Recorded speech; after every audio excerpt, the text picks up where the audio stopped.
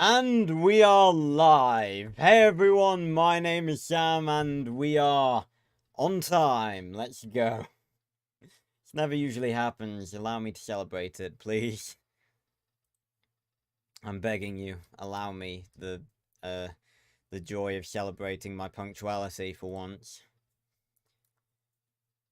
Right. Do that, and do that, and then do this. Right, okay.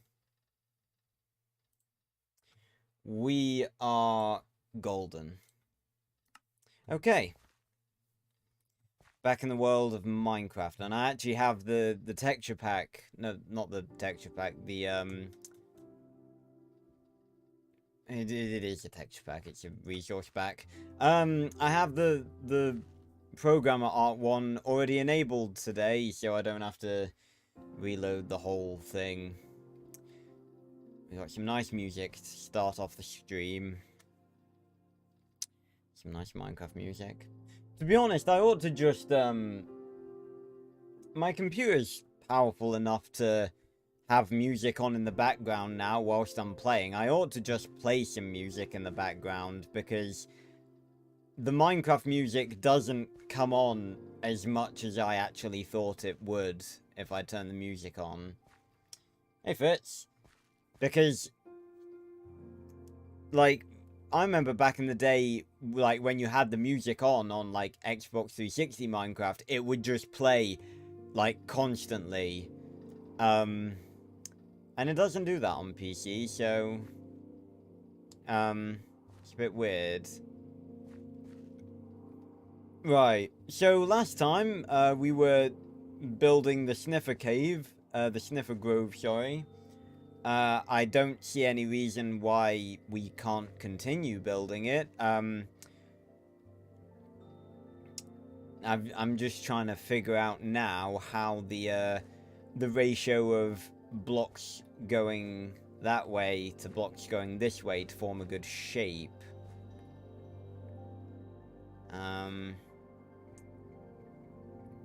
It's gonna be like a circle, so it's gonna be more going that way for a bit. So we have 1, and then we have 2, and then we could have 3. And then we could have 3. So this will be 3 and 1. Then we could have like a 3 and 2, and then a 2 and 3, and then a 1 and 3. It sounds really complicated when I'm talking about it like that, but let's just get on with it, and I can show you guys what I'm talking about. So yeah, we're just back for another Minecraft stream. This is, you know, it's nothing special. We're just back again. I don't really have anything planned. I don't tend to plan out the Minecraft streams very much. You know, it's probably the most chill thing I do. So we'll just see what's what and what adventures we get up to today on the Grand Horizon. So yeah, we do one more. Yeah.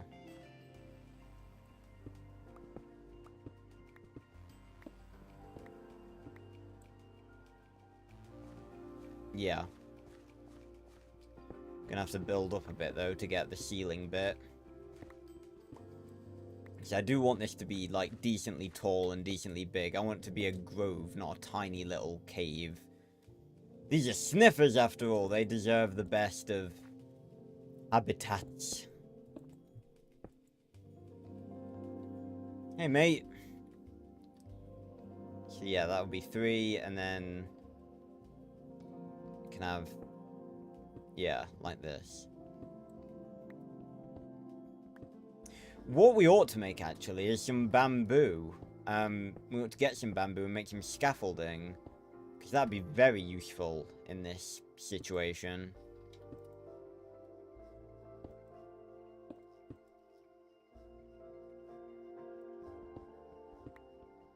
God, some of the new Minecraft music. I've been missing out I've said this before, but, like, see, I never usually have the Minecraft music on. I usually have just, like, YouTube on in the background, but some of the new music is very, very good.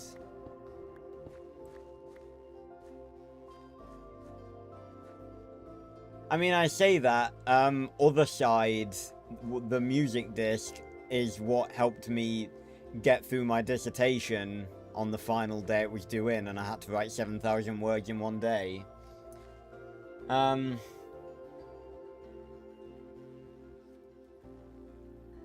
Bloody heart emoji thing in the fucking way.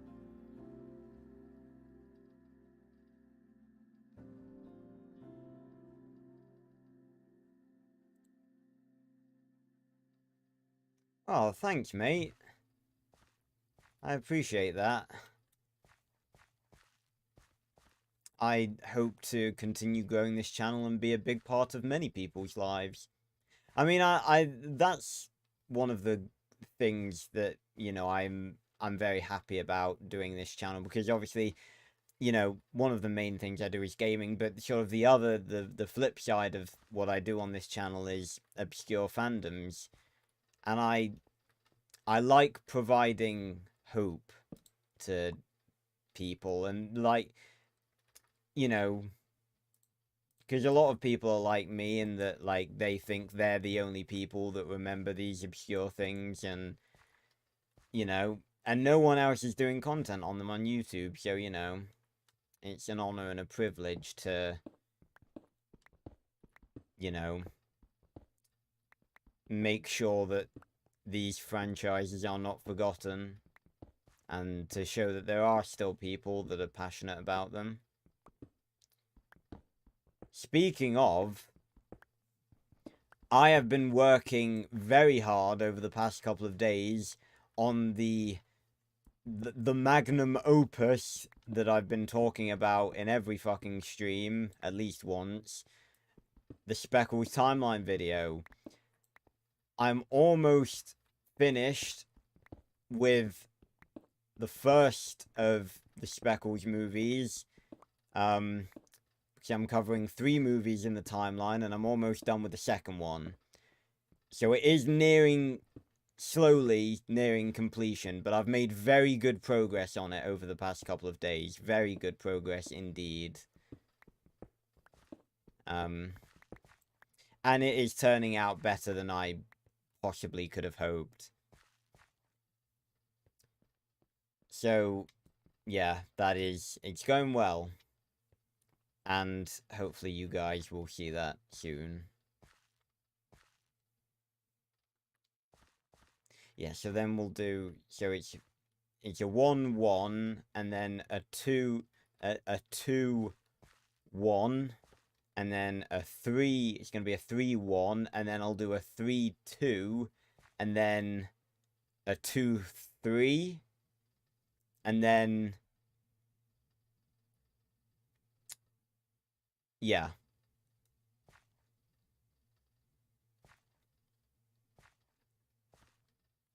It usually refers to books. A magnum opus is like your, it's like, I guess it's another word for, like, your masterpiece. And I do think the Speckles timeline video is one of, if not the best video I've ever made. For what it is. I have, like, made gaming videos and stuff before that are, you know, like, really good editing-wise and stuff. But for what I set out to do with the timeline video, it has gone incredibly so far. Like, when I'm rewatching it, I'm getting the feelings that I want other people to feel when they watch the video when it eventually comes out. So I must be doing something right. I'm sorry that there haven't been many regular videos, as of late.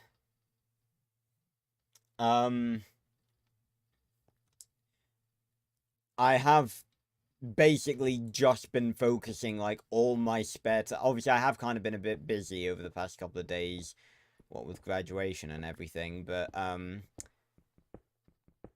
again, I apologize that there have been fewer regular videos, but right now I am just trying to put all my effort into getting the Speckles timeline video out. As always, I greatly underestimated the length of time. I think I just got an email on my phone that I'm live on my own channel. Why it gives me those, I have no idea. Like, there's one email type from YouTube that I don't really understand. Like, why do they need to tell me? Why do they need to send me an email telling me that I'm live on my own channel? I know I'm live on my own channel. I'm live streaming right now. Why do they need to tell me?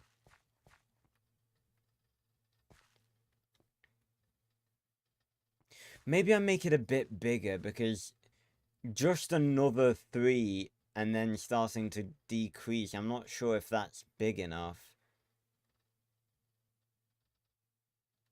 Maybe I'll do a 4 one. Yeah. But I'm probably going to need some scaffolding for that, so I think I'm going to head back to the surface.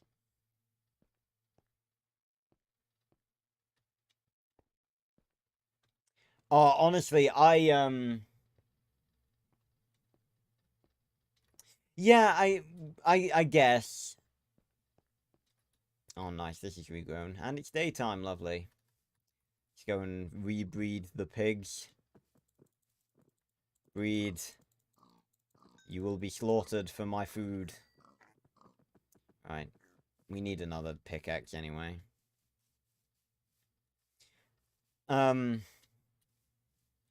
Yeah, I hate the tank in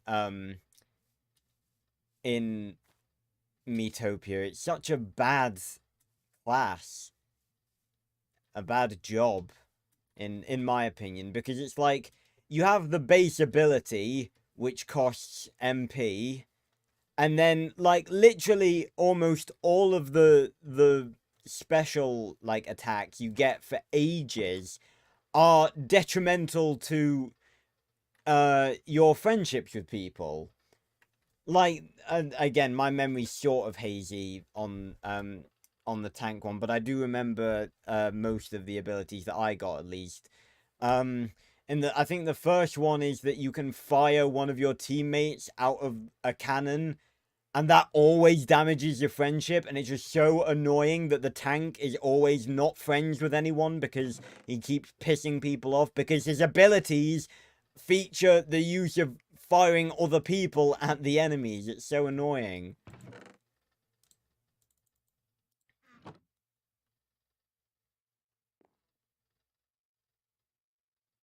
Yeah, and the wild shot, I believe that's what it's called. Like, that hits. Oh, I've got another bloody pickaxe there. I didn't see.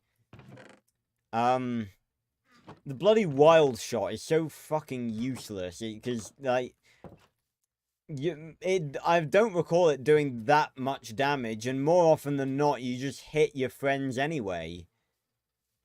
Especially if, like, you're just dealing with, like, a boss.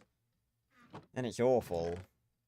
I really need to label these chests, because otherwise, it's just gonna take for ages for me to find anything.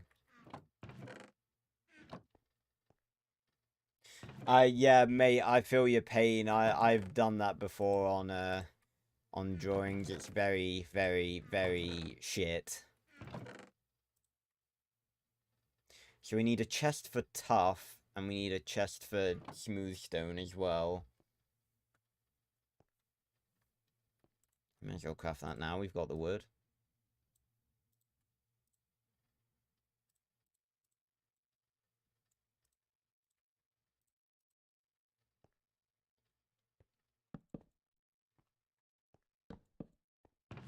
So stick the stone in there and the tough in there. There we go.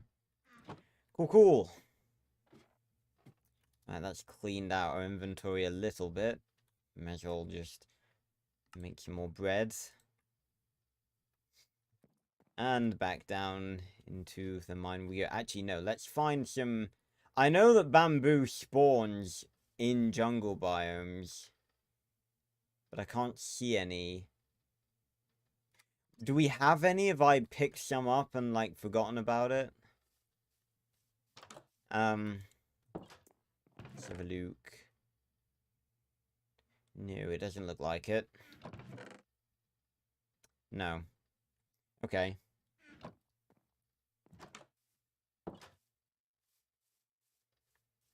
Oh, yeah, the bloody... It's so, I mean, it's alright, like, it's not that annoying when they go and buy, like, MP sweets and HP bananas and stuff, because they give, like, the spare gold back, and they typically do come in useful, but, you know, just a slight nuisance. 92! My god, that's a lot. Aha! Bamboo! This will make for a nice, maybe we could stick this in the Sniffer Grove as well. Well, you know, some of it.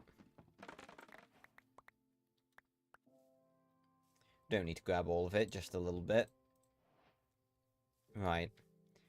And we'll just go slap this about, here and there, just so we've got, bamboo growing, you know, here and there. That would be really cool, like, once the bamboo starts growing and we're, like, standing at the top of our house, like, looking over this whole place, and there's just, like, bamboo plants growing everywhere.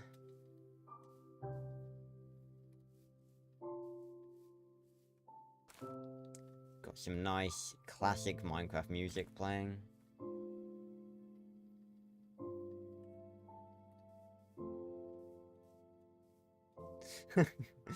Bloody caps lock.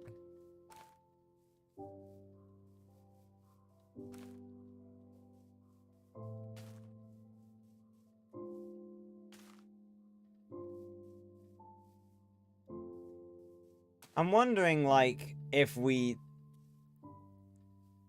I mean... Maybe, I think, because I was just thinking, like, I'm envisioning, like, looking over this place, and envisioning maybe having sniffers just wandering about, but then, obviously, that sort of defeats the point of the grove. But maybe we use, but then we'd have to get them, out. When we breed sniffers, do they lay... I don't think if we breed sniffers, they'll lay eggs. I assume they'll just, you know, pop out a baby. Let me actually look that up. Let me also get into the grove before I look it up, because I don't want to be caught out when there's monsters.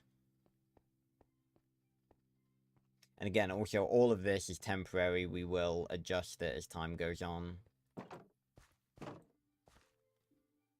Hello, Alejandro.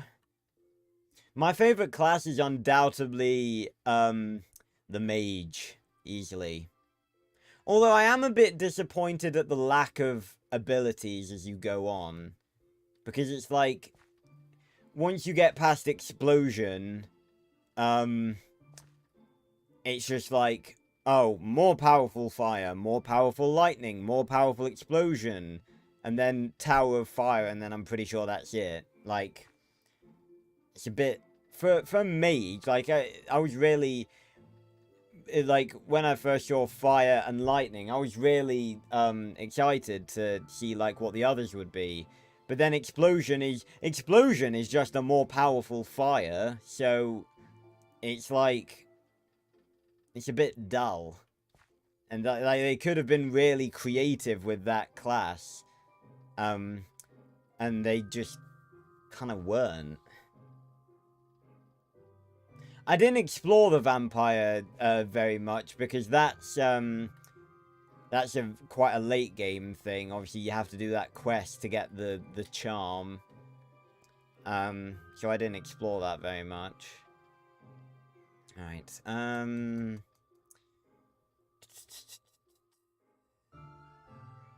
was gonna say something, now I've forgotten. Yes, I was checking sniffer shit.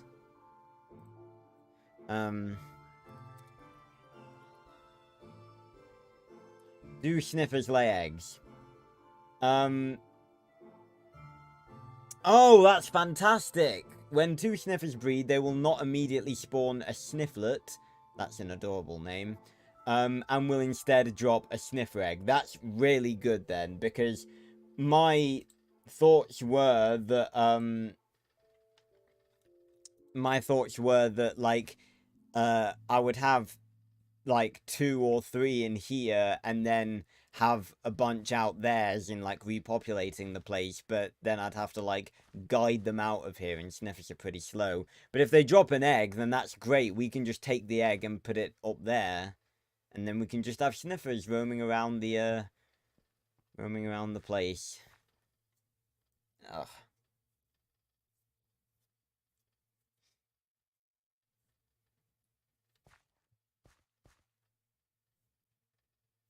Right.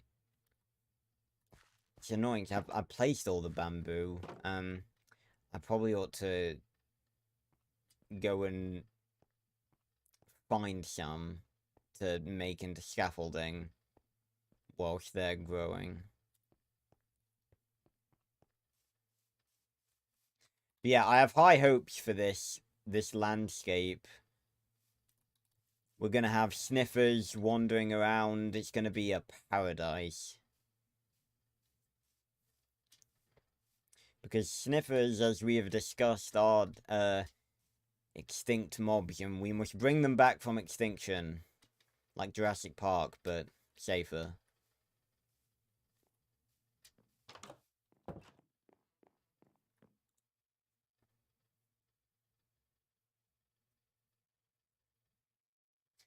Ugh. Morning, Harry. Don't you shoot at me, you bitch. Harry, protect me. He got into my fucking garden. Okay, I need to fix that because that's unacceptable. Oh. Okay, you wanna dance, bucko? Let's dance. Leather armor and an enchanted bow, and all he dropped was like, what, a single arrow? That's ridiculous.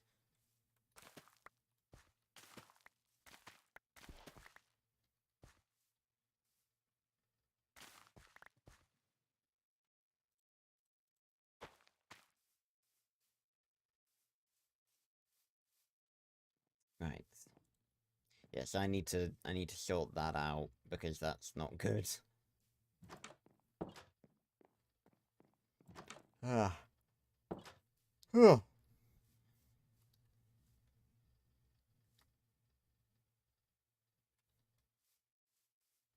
There's gonna be more yeah, there's some there. Fantastic. I don't know. I just felt a little disappointed, I guess, that, like, a single arrow was the only thing a skeleton like that dropped. I was just a little underwhelmed. Like, I didn't particularly want the leather, but... See, look, the bamboo's going already. That's brilliant. Yeah, I didn't particularly want the leather armor, but, it just would have felt nicer, I guess. Like, the fight was worth it.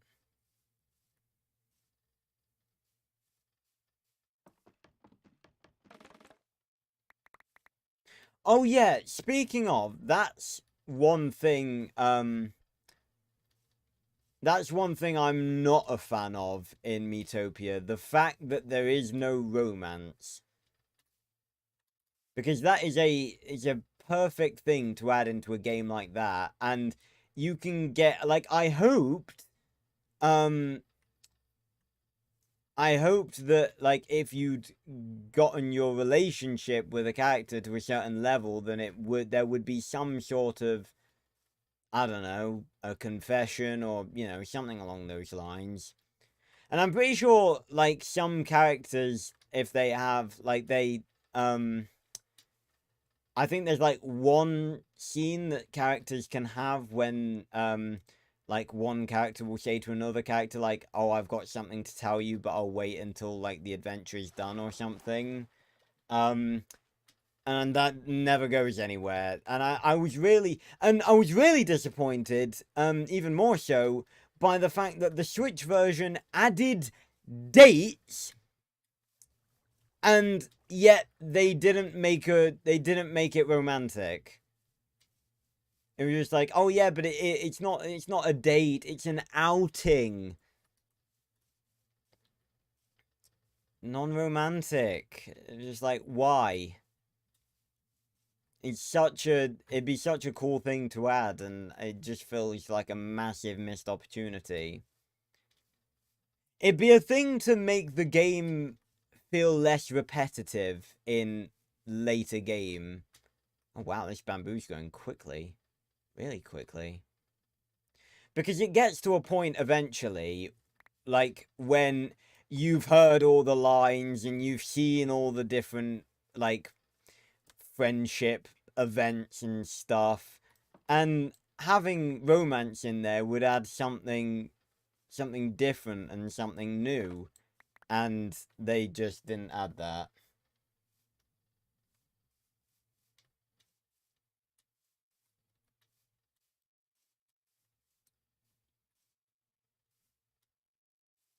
So yeah, it's a really it's really a missed opportunity, because, and it's really stupid the fact that they added dates in the Switch version and didn't add romance. It's just like, oh, it's an outing. No, it's a date. It's very clearly a date. And it's just a missed opportunity. And on top of that, it would have made the characters feel more interactive, I guess, is the word. Or more alive, really, because, you know, just like, oh yeah, like, this guy and this girl are, like, fucking soulmates at, like, level 99 relationship or whatever. Not that they show any romantic attraction to each other whatsoever. I mean, that, you know, you don't have to, you know, be romantically interested in one another to, you know, have a close friendship, but that's beside the point. It's not the point I'm making. It's just a massive missed opportunity. So I want certain characters to be more than friends, and there's just not that option.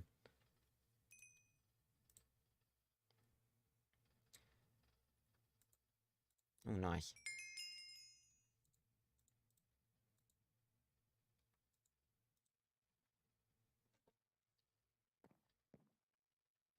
Right. Oh yeah, I forgot we can make bamboo wood. But how do we make scaffolding?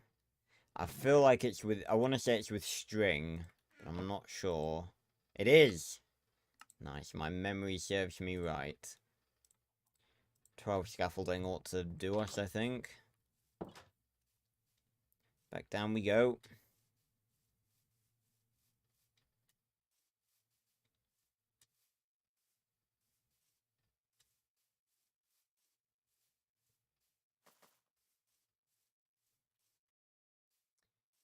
Go and give the pigs a bit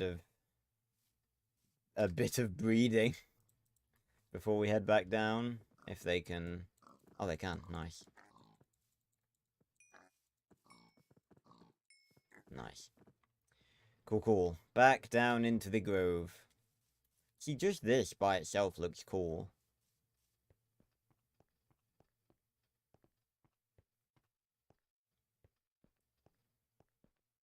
Again, it's very cool to be playing on Minecraft Worlds, like, for stream and, you know, flexing my creative muscles, so to speak. Right. Yes, so now we're on a 4-1.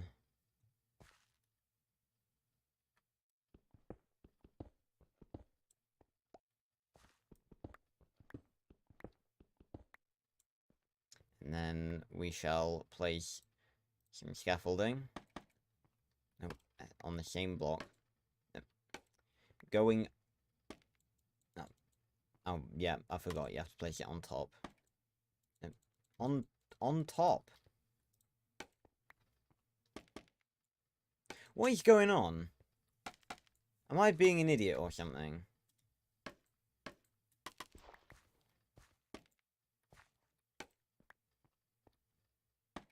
Ah, we have to shift. Okay, I don't remember it being like that, but regardless. We go. Okay.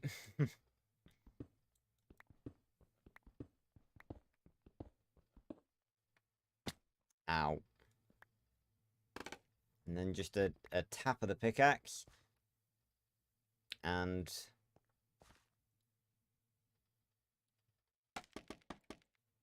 we're back up. Very useful item. I gotta say, I sort of, I didn't use scaffolding for a long time when it came out, because, I was of the opinion, and I'm gonna sound like an old man for this, but I was of the opinion that, it made it too easy to build shit. Because back in my day, we didn't have fucking scaffolding.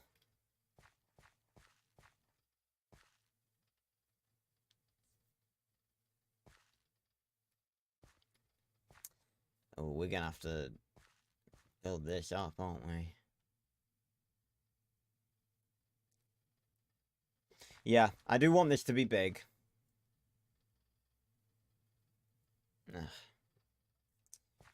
Alright. So yeah, it's just gonna be a 1, so we can...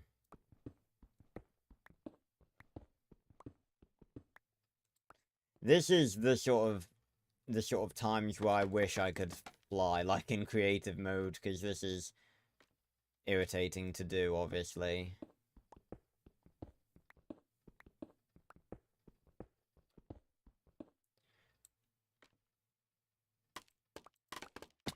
Ow.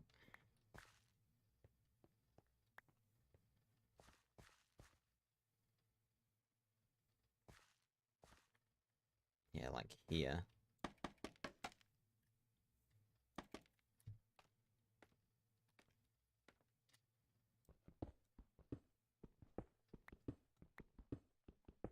So we'll have like maybe like 2 or 3 original sniffers in here.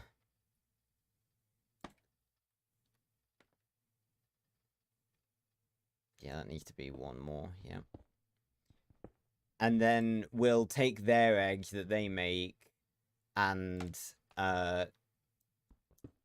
repopulate the outside with them.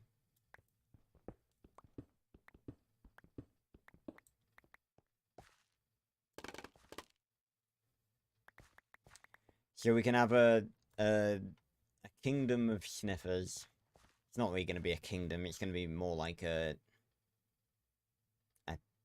I don't even know what to call it. A settlement, I guess. So I want this to have a very, like I said, I want this, and again, there is no reason why at some point we couldn't, move and go build a base somewhere else. I've done that many a times in Minecraft before.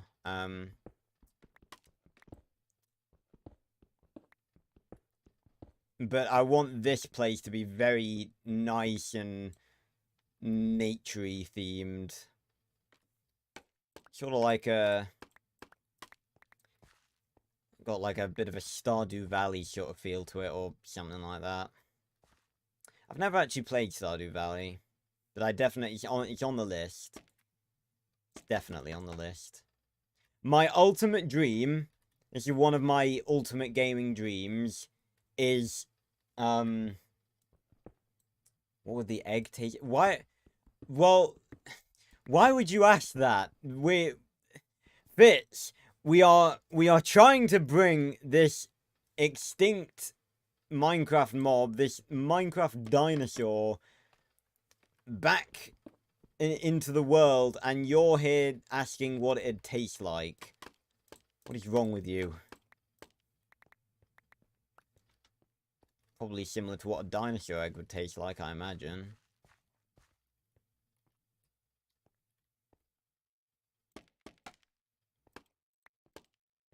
But yeah, this is one of my gaming dreams, is to have a girlfriend that will play Stardew Valley with me. That is one of my, that's one of my gaming dreams.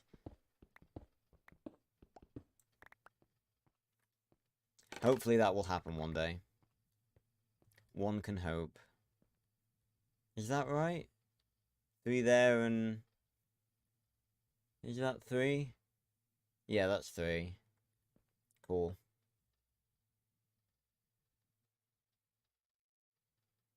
Well, I can't really say it's something I've considered. Hmm.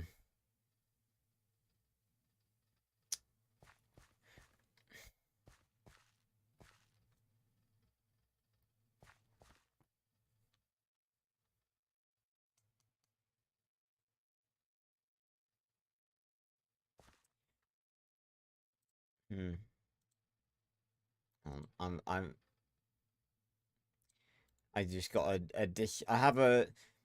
This is just me in a nutshell. I have a folder of servers on my Discord that is just called ignored, as in servers that I do not pay any attention to, because I never leave any servers, and I should, but I don't.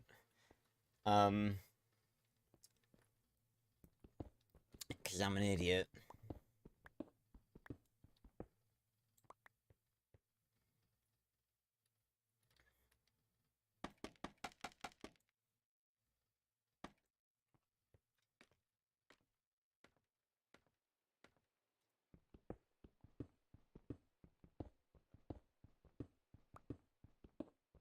But yeah, so as I said earlier, the Speckles video is going very well. Made very good progress on that over the past couple of days. Very, very good progress. And it's turned out better than I could have hoped. Thanks to my good friend Owen providing me with some quality background music from Destiny. Tell you what, if you ever want to listen to some good, like, cinematic sounding, like, literally, like, movie quality cinematic soundtrack, then go check out the Destiny soundtrack and Destiny 2. Because I was very surprised at how good the soundtrack of those games are. Like, they are seriously movie quality, soundtracks.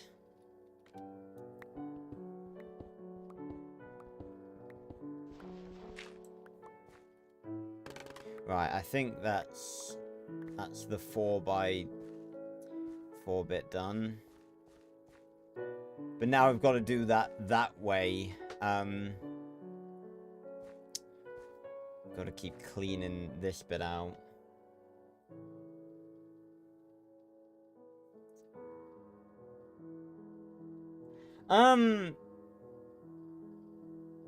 What, like, sort of like a draw my life sort of thing? I might do something like that. I have considered it before. I mean,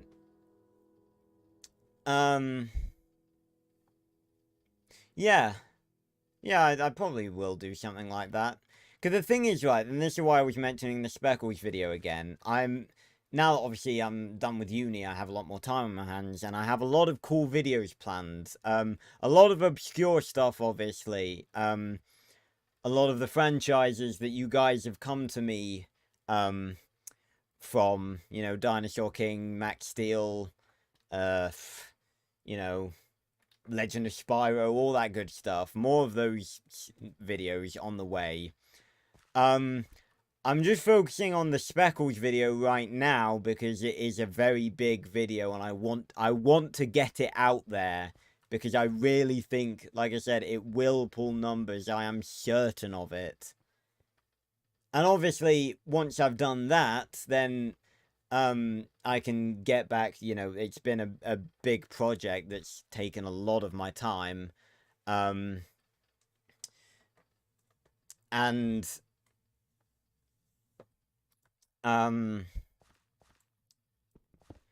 obviously, once that's done, I'll be able to sort of move back to working on smaller videos full time. Not that there will not be other big projects in the future, obviously, like the Dinotopia mini-series review that I'm doing, which, by the way, if you haven't checked out already, you really should, because those are some really good videos. They're really funny. But they take forever to edit. They really do. Excuse me. Not as long as the Speckles video. Not really. That's taken far longer, but because for the Speckles video, it's me, you know, overall it's taken a lot longer, and even the editing process takes a lot longer, but obviously for the reaction, for the miniseries reviews, I just watch the thing, react to it. That can sometimes take a long time though. Like, I wanna say that in total for episode 2 of the miniseries, I spent like something fucking crazy, like four. I think it was 5.5 hours for the first episode, and then something like 7 hours for the second one in total, and that was just recording. And it took me weeks to edit it, but it's a lot. The editing process is a lot less taxing.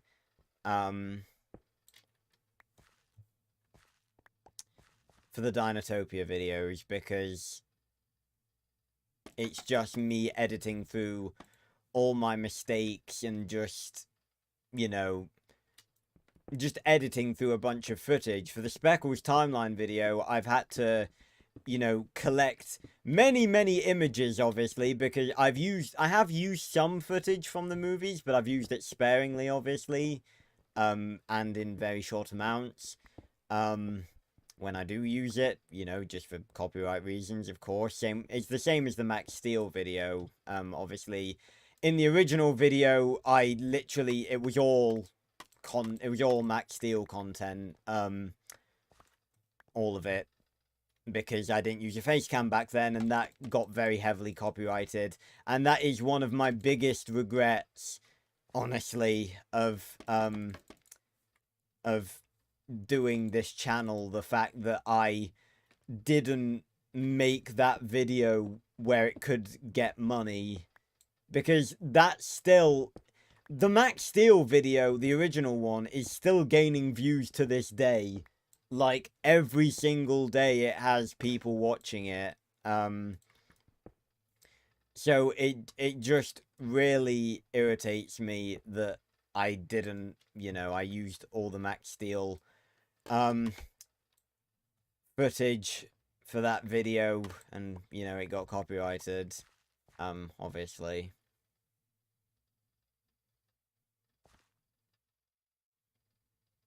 Yeah, I could do that, Fitz. But the thing is, I don't want to. It's not there's no in-depth reason. I just don't want to. I know a lot of YouTubers do that. Like, reaction YouTubers will put like they'll make the footage like semi-transparent, or they'll like put like, you know, they'll have it in a tiny window in their like on the screen with their face cam taking up like the entire fucking screen, or put like a watermark over it or something. I know that people do that. I just don't want to do that because it ruins the, like, it.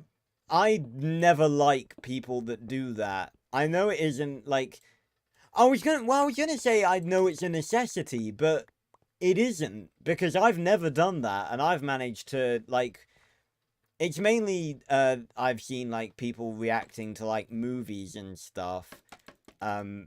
Sometimes I have seen it on, like, Helluva Boss episode reactions.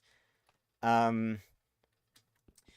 I just don't like to, I just don't think, you know, I don't like to do it because, number one, I don't like it. I don't like seeing my videos distorted in that way. And number two, it isn't necessary because I've never done that, and I've managed to get my videos out copyright free. As long as the rule is like, and it's the biggest example of this is the Dinotopia reviews, because I'm basically reacting to like the entire episode, which is like an hour and a half long. It's like a movie. So, you know, and I've managed, granted I have had to do editing, but as long as you keep the clips you react to short, then, yeah, I mean, I guess it's a little different when you're doing, when you're doing a review of a movie you've never seen before. It's obviously a little bit different, because with the Dinotopia reviews, I can sort of plan them out, because obviously I've seen Dinotopia before. So, you know, it's easier in that respect. But if you're doing a review of a, if you're doing just a reaction more than like an analysis, because that's what I do, that's what those are. They're an analysis and a review of the Dinotopia episodes. They're not really a reaction per se. I mean, I do react to the stuff in it, but it is more of an analysis in general, so it is a little bit different. But like for the Helluva Boss episodes, which is the primary thing I react to that could get copyrighted, you know, I've never had to do that. They always tend to get claimed, but I just submit a dispute saying, you know, this is a reaction video, and people, you know, it's not a substitute for the original content because it has my commentary over it, and I keep pausing it, and people who want to see the original content won't want to watch it with a bunch of pauses and a random guy with a lisp talking over it. So, and then the copyright claims just go away. I've never had, I think apart from episode 7, which I didn't dispute for some fucking reason, I probably could have got away with it. But I think apart from episode 7, I've never had a Helluva Boss episode remain copyrighted. So, you know, yeah, so the whole opacity thing, it does depend, but generally in my experience, I've not found that it's necessary. You just gotta know how to edit, really. It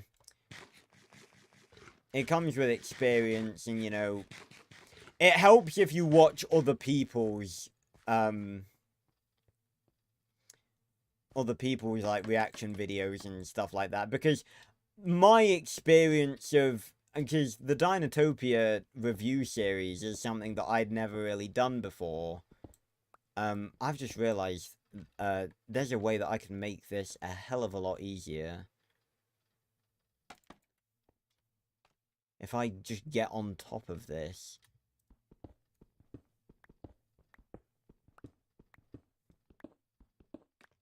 Easy. Hey, Blue.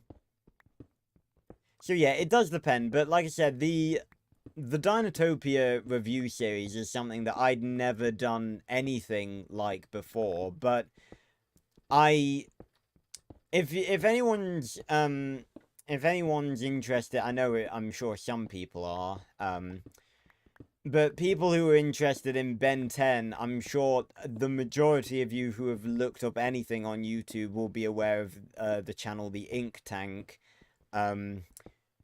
Great bunch of people. But the leader of the ink tank, Kuro the artist, he does he does Benten breakdowns, which basically he just analyzes the episode. And basically I just did what he does and edited in the style that he does with my Dinotopia review series, and it worked. So, you know. Why do I have 2 iron swords? Just taking up inventory space unnecessarily. Let's plant a bit more bamboo.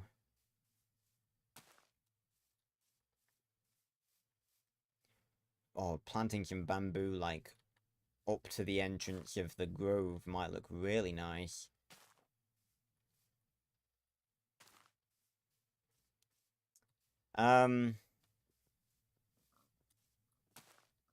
There we go. Oh, look at that. Look how fast it's grown.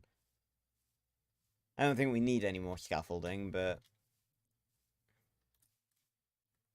Oh, yeah, it's already looking very nice.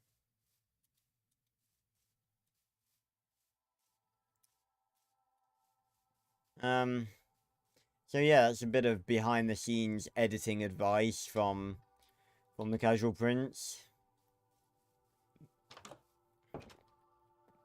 Again, like, that is just a good bit of advice in itself. Like, if you're doing videos similar to someone else, just look at how they edit. I mean, I take a lot of inspiration from a lot of different people when I edit.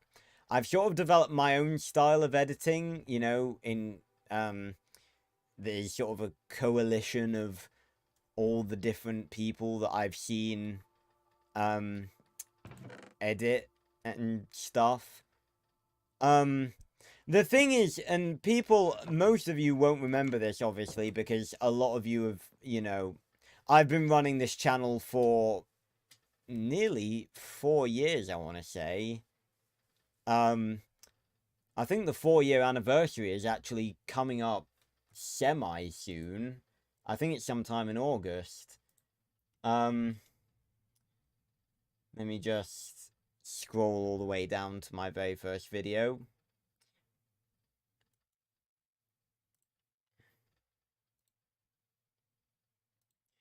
But for those of you who don't know, my very first video was on Sea of Thieves, very, very long time ago. August 22nd, so a month tomorrow, actually, is the channel's 4-year anniversary. What day is the 22nd? It's a Tuesday. I might do a celebratory live stream or something. Maybe I'll just do a video, I'm not sure. Oh yeah, mate. Yeah, I'm gonna say I've been doing the era of my channel in which like you guys but more you, mate, specifically, at least, but I think most of you guys started showing up around the same time. It is around the era that I started making content that I was like fully happy about. But I used to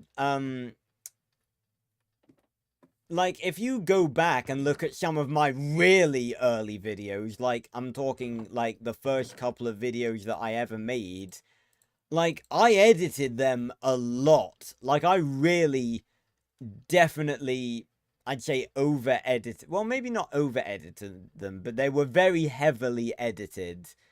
And they took me, like, a long time to edit. And I just don't do that anymore because, for one, it's just not really, I guess, my style anymore. And for two, I just don't really have time.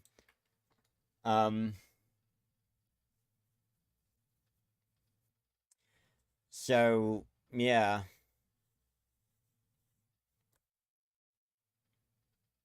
Oh, we've got nothing else to stuff in here. But yeah, so, like, I was gonna say, like, it's not like, like, I have been doing this a long time. I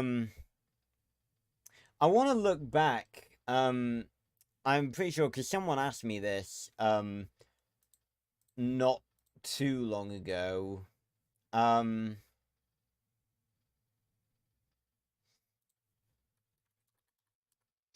About, like, how long I've been doing YouTube overall. And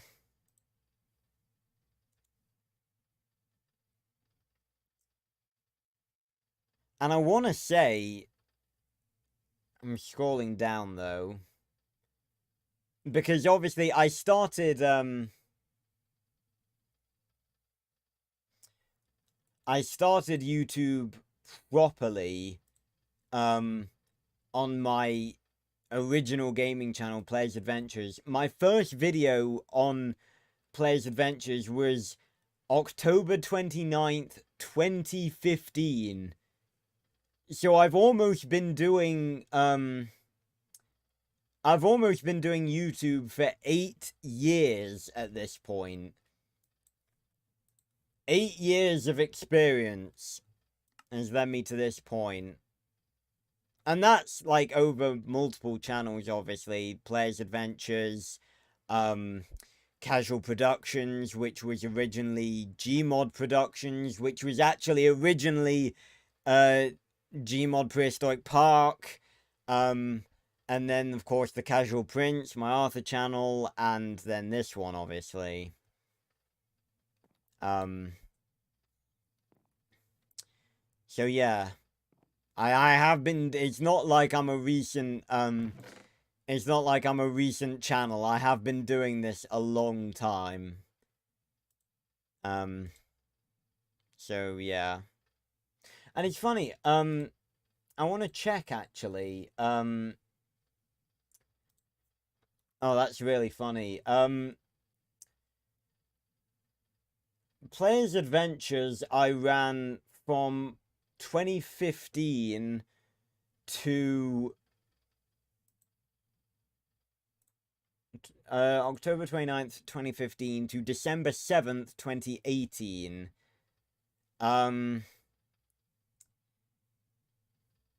And so that's 3 years. I've been doing this channel for 4 years, and Players Adventures overall still has more videos. Now, that I don't think is surprising, because obviously back in the day when I was younger and I was doing Players Adventures, I had a lot more time on my hands. Oh, hey, Disney.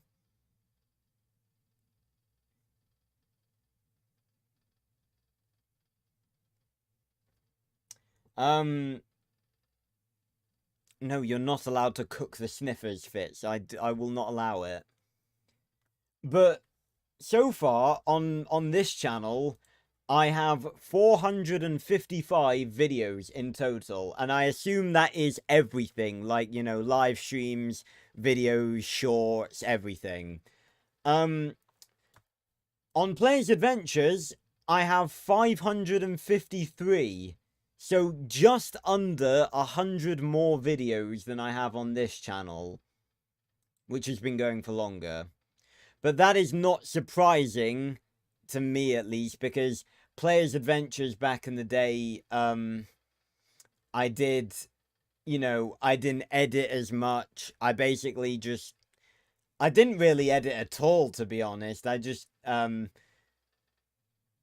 yeah, there was very little editing in the Players Adventures days. Fuck off, email. Not to mention, obviously, the fact that, not to mention, obviously, I make videos that require more effort on this channel, and I've had more times where I've not had the time to work on videos, in comparison to Players Adventures. So, you know.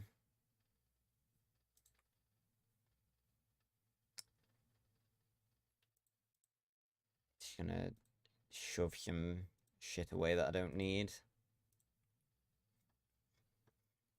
Excuse me. I'm pretty sure, if I'm not mistaken, I do have a dirt chest, although I could be wrong. No, I do, don't I? No, this isn't multiplayer, Dino. I'm just playing by myself. I can't even press tab because it's not a multiplayer world. Yeah, these are all just naturey stuff, so... Do I have the sheet? I put the sheet away, didn't I? Right, dirt, dirt, dirt, dirt. It's in one of these. Here we go.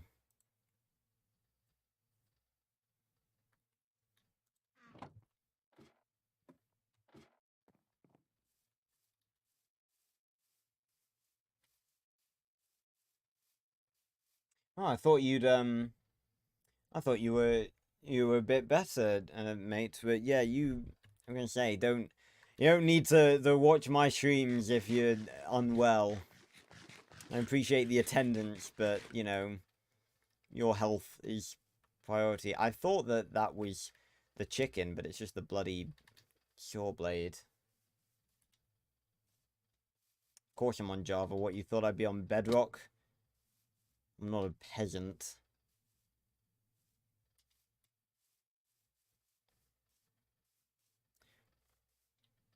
I tell you what, I like every single time I see something, I learn something new about Bedrock, my sympathy for players who are forced to play Bedrock, increases every single day. Oh, look at this! This is, maybe I move, oh, I can't really move that one to the right because there's a tree in the way. Yes, I know that a lot of you are on Bedrock, and I feel sorry for you. I really do. You have my sympathies.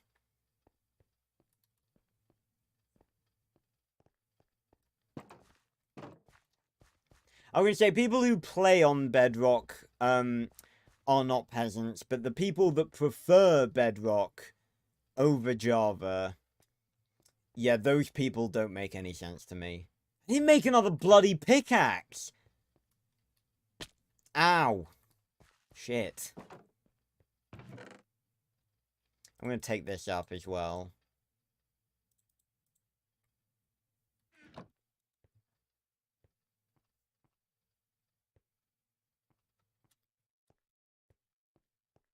Okay, well, alright, the thing is, to clarify, I think PC Bedrock would probably, I think PC Bedrock is alright, probably. I haven't tried it, so I don't know, but, I'm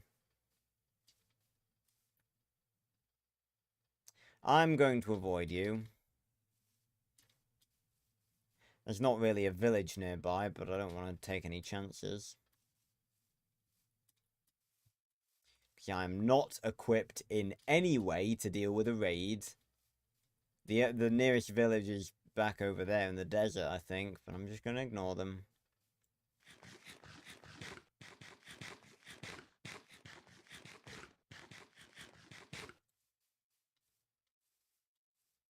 What armor? Purely iron at the minute. I'm going to say, I can't remember how many diamonds we've got. I think we've got enough for an enchantment table.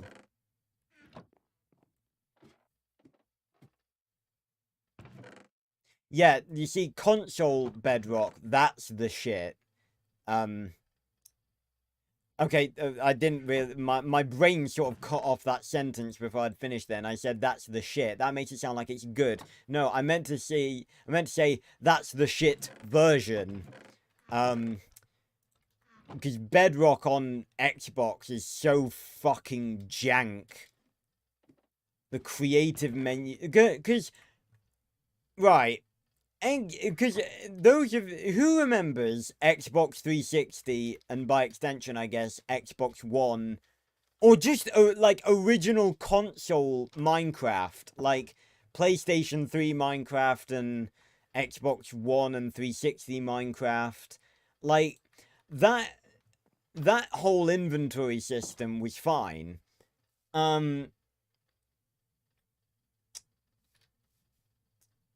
And like the Xbox, and I assume I never owned a PS. Well, I do actually have a PS3 now. I got a second-hand one just solely so I could play Journey. But I still didn't make another bloody pickaxe. What am I doing? See, I'm talking too much. I can't bloody concentrate. I can't. I'm a man. I can't multitask. I definitely can't. Minecraft requires my my full attention. I can't do both. I get distracted easily. But like I said, I assume it was the same on PS3. But the creative menu on Bedrock Edition Minecraft on console is shocking. So bad, because it's like they've given Bedrock players the same sort of interface that they give PC players, and that doesn't work.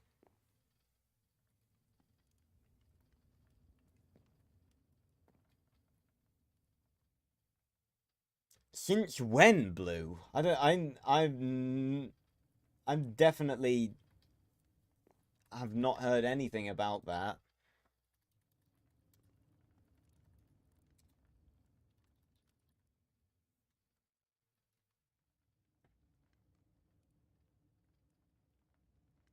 Oh, apparently they're on. Well, that was a year ago, so I'm not sure if the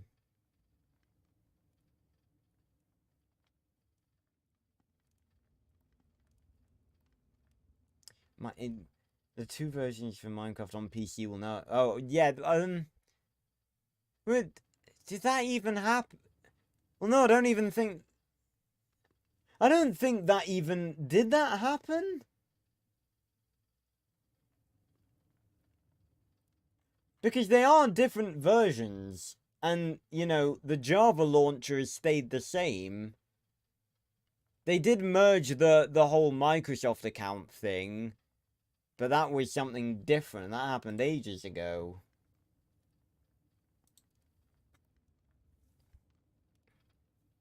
I don't know. I'm not an expert on these things. But yeah, I pity the people that because the biggest mistake they made was discontinuing the console versions of Minecraft and like replacing it with Bedrock. Yeah, I cannot play Bedrock on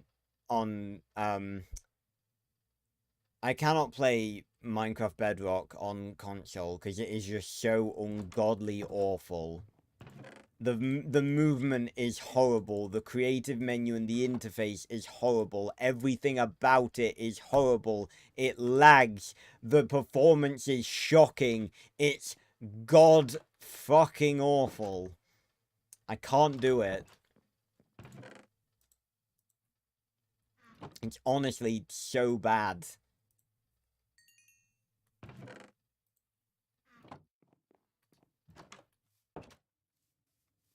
Not to mention that it's so shit it doesn't even have hardcore mode. Like, there is no conceivable reason why Bedrock Edition should not have hardcore mode. Because I've seen people complaining about that, and that was something that I was aware of, but I didn't really, it didn't click that it was a thing. Like, I knew that there was no hardcore, but I just didn't really register the significance of the fact that there was no hardcore. Fucking hell. Stupid bloody creepers. Good job I bloody heard it. Looks like we're going to be putting that dirt to good use to fill in this hole. Like, what is there is no excuse. There is literally no excuse for Bedrock not having, Yes, I did just try and climb that bamboo. Shut up. There's no excuse for Bedrock not having hardcore mode, because it is... I mean, I don't have the, Minecraft uses like a custom engine or whatever, but I imagine that it is not particularly difficult to make hardcore mode. Oh, turn off the respawn. Because that's so difficult.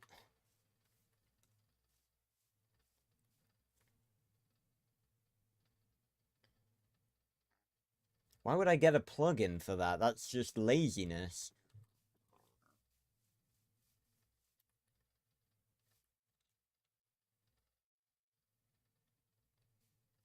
I haven't played... I'm pretty sure someone asked me this at some point in recent history, but I haven't played an Assassin's Creed game since Black Flag, and I played Black Flag many years after it came out because it was on Xbox Live Gold, which is there was an announcement the other day. Xbox Live, like free games, with Gold is disappearing now, so that's sad.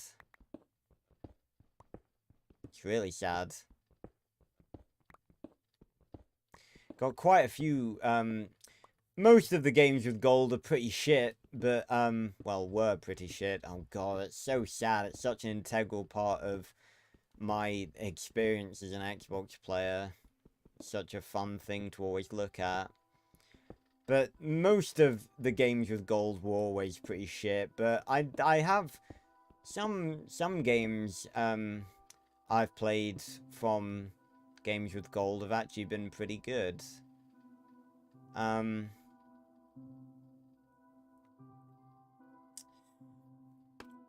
actually played my first horror game thanks to games with Gold. It was Layers of Fear.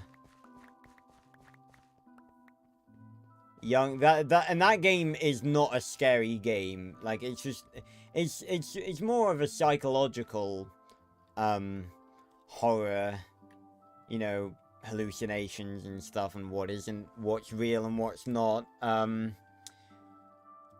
But that game is not scary. Definitely not in comparison to other horror games. Maybe I'll go back and play it at some point, because I never finished it. And, you know, now that I am fully working on this channel, like, it'd be fun to go back and finish some games that I never managed to finish on Players Adventures. I have not watched the new Transformers movie. Me and my friends were meant to go see it, but we just never did. I don't like the fact that they changed Optimus's design to look more classic. I really didn't like that. What do you mean it came out? It's already been and gone, mate. It's out of cinemas. How the hell did you miss that? It was out like a month ago. Probably more than that. Yeah, I've not seen it.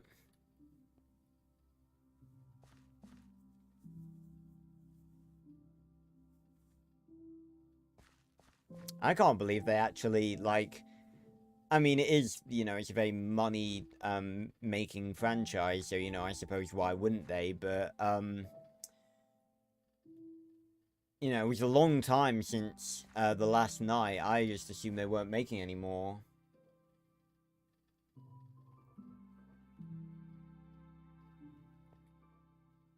Yeah, I mean, because it's like... I need to figure out what we're doing now. So we've got a 1, a 2, a 3, and then a 4. I think then we do a 2 wide, and a... How does that work? Ow.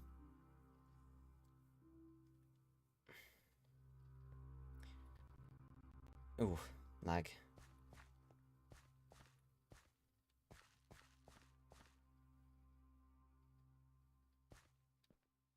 Yeah, 2 wide and then a 3 long. Yeah, and I do want it taller than this because I want to have, like, stuff coming down from the ceiling.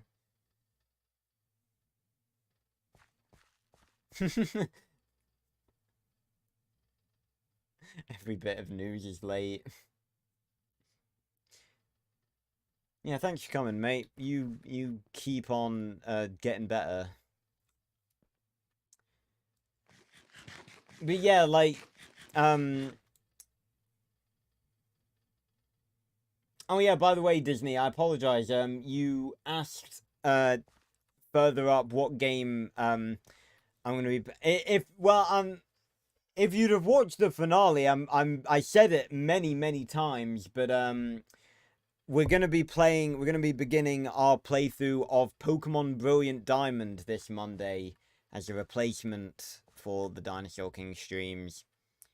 Very much looking forward to that. I need to make sure I need to actually set up my Switch and make sure that it all works correctly so that I can play it.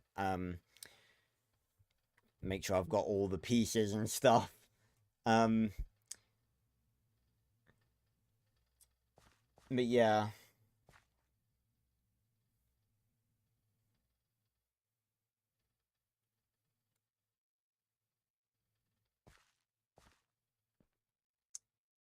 Yeah, so we're gonna do a 2 and then a 3. Yeah, cool. So start reducing the depth and increasing the length. Something like that. So then one, we'll do one at a time.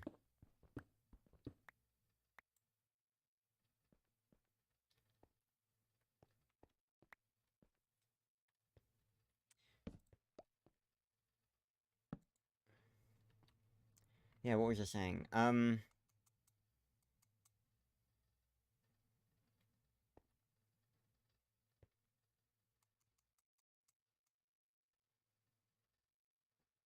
Yeah, don't worry, Disney. But yeah, I'm very much looking forward to that. I did actually start streaming it. I streamed 2 episodes of it a long time ago. Ooh, that was, I don't even know when that was.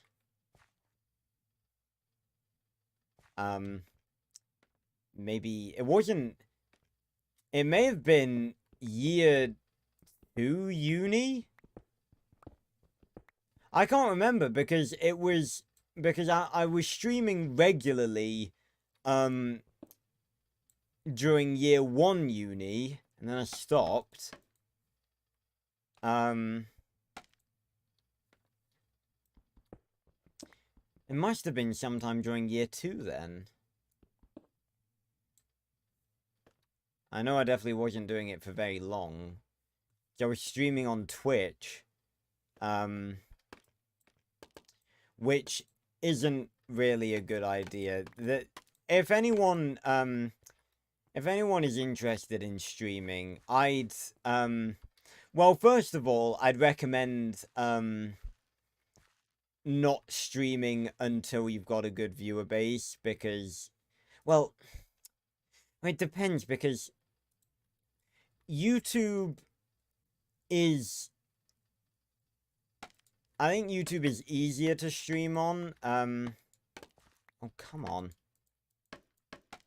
Oh, now I don't have to shift. God, what is with this?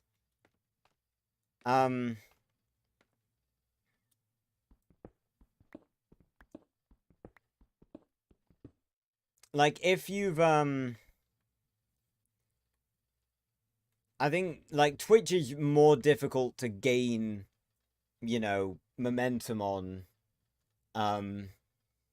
than YouTube is. Obviously, it helps if you have a fan base prior to starting streaming.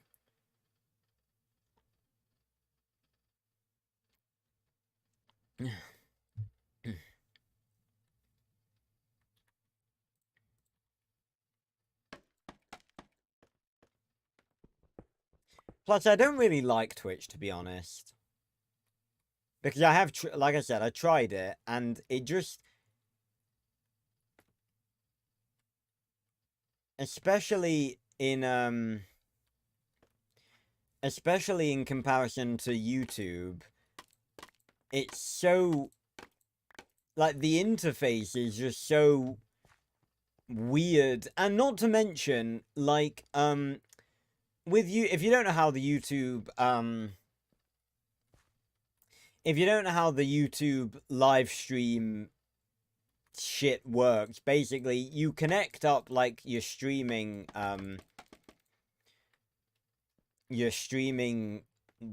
program. It's usually OBS, which is what I'm using now.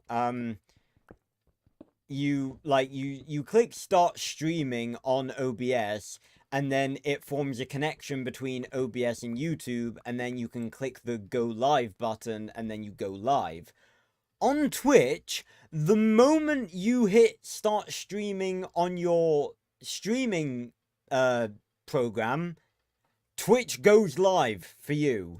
And I hate that, because YouTube has like you have to click go live on YouTube to go live, and that allows you to have like a preview of what your stream will look like before you go live. And that's just such a helpful thing. Like, so you can do like audio tests and stuff before you start streaming. Like, I don't get why it's just so awkward to immediately go live as soon as you hit like go live. It's just, I don't understand that.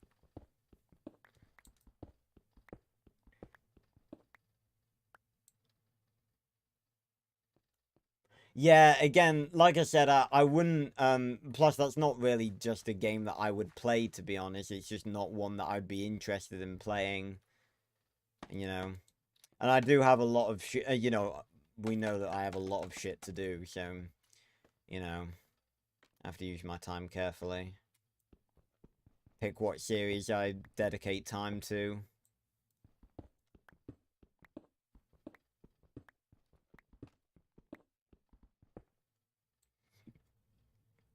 Excuse me. Oh, excuse me.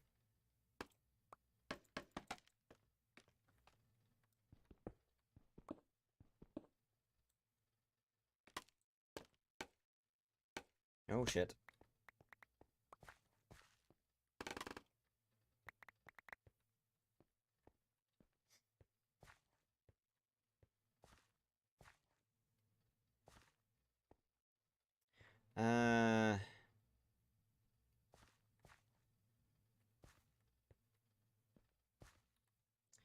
Can this event... Wait, I'm missing scaffolding. Wait. Wait, where the... Am I? Or am I losing it? I feel like I'm losing it. I'm gonna say, I swear I had 14, but I think I'm just losing it, to be honest.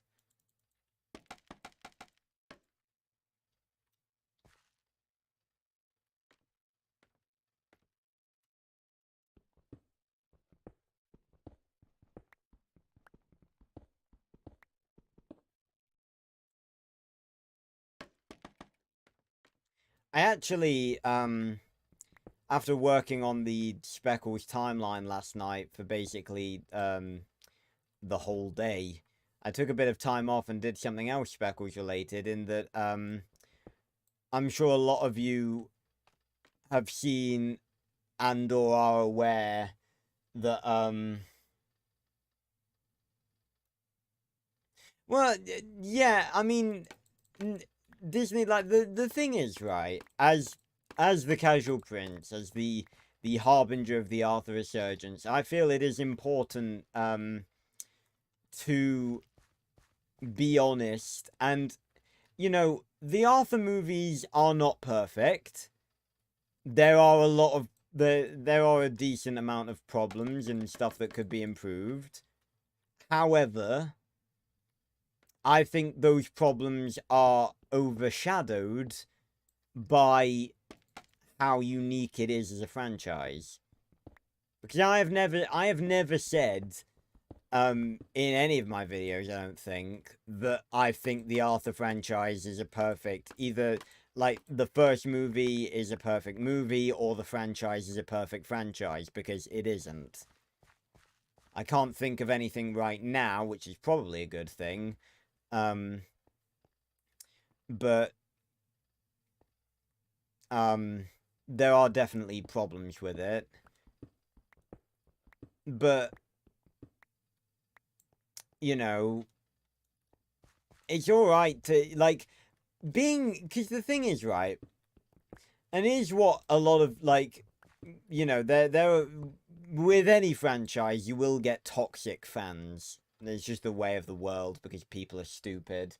And people like to, be passionate about stuff. And, you know, I completely understand that. I'm passionate about a lot of things. As you guys have seen from the amount of different franchises I've covered on this channel over the years. But, I'm trying to be central to my camera. So, you know, I'm passionate about a lot of things. But you don't, like, just because you're a fan, like, you can be a fan of a franchise and love said franchise and be, like, a mega fan of said franchise without, like, you know, blindly defending it when it doesn't deserve to be defended, if that makes sense. Like, again, I'm not saying that the Arthur franchise is bad because I don't believe that. I think it's one of the best and most underrated fantasy movie franchises ever made. But I think a part of being a good fan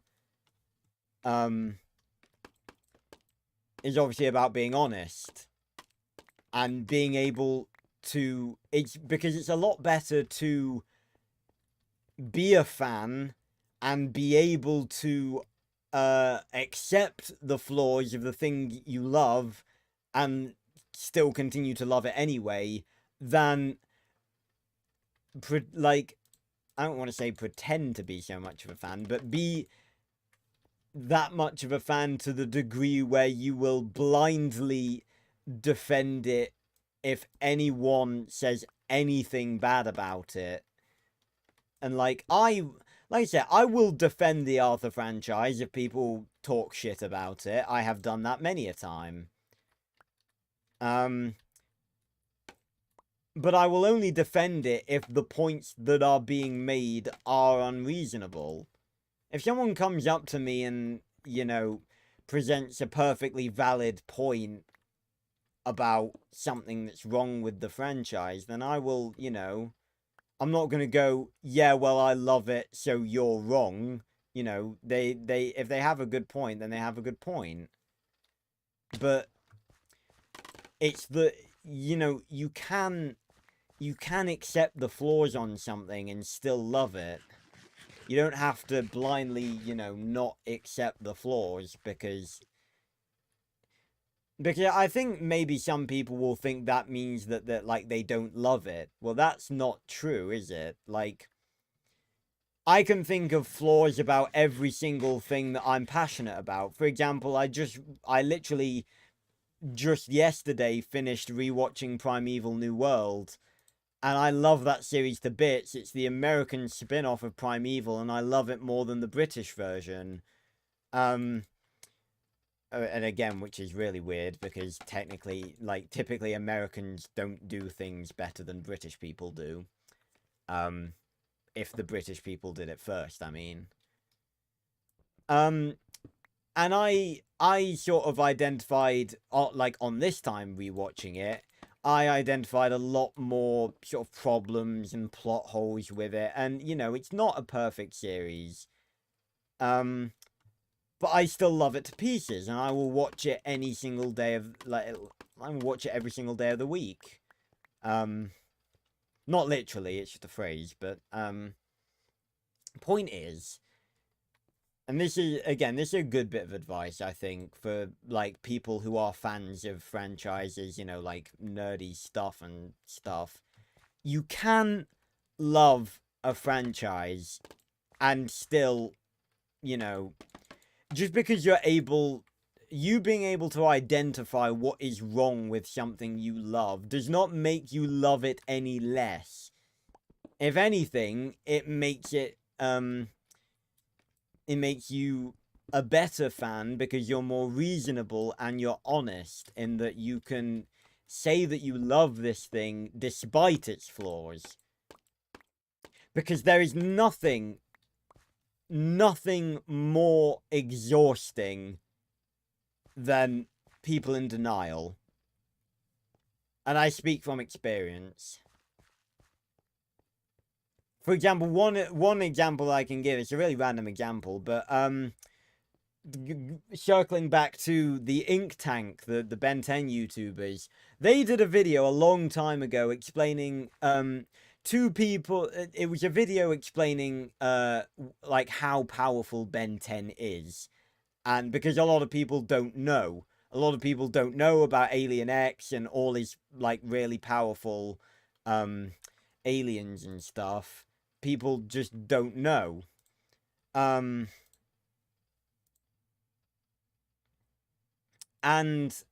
you know,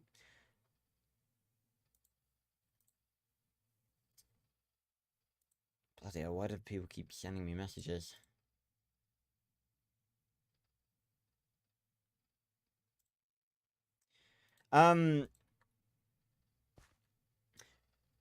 Not that one specific. I know the controversy surrounding they made a video. It was titled like why Ben 10 can beat like Superman, Goku, and pretty much anyone else. And it was just, you know, it's just a video going over all of Ben 10's like most powerful attributes. Because a lot of people like when there's obviously a very big community of people right, so that's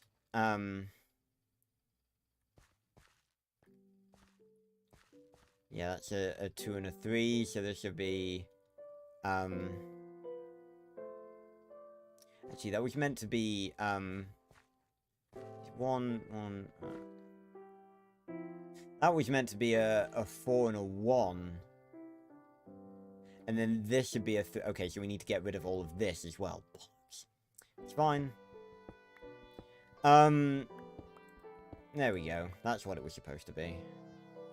So now, because we've gone from 1 to 2 to 3 to 4, and then we're going back to 3, and then we're going like that. Yeah, okay.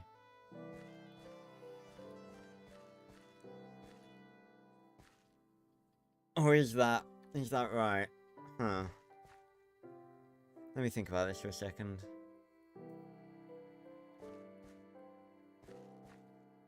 It's the corner, isn't it? So it's like, it's 1 and 1, 2 and 1, 3 and 1, 4 and 1. So this should be 3 and 2. Yeah, so we do need to get rid of this. Oh yeah, very nostalgic track.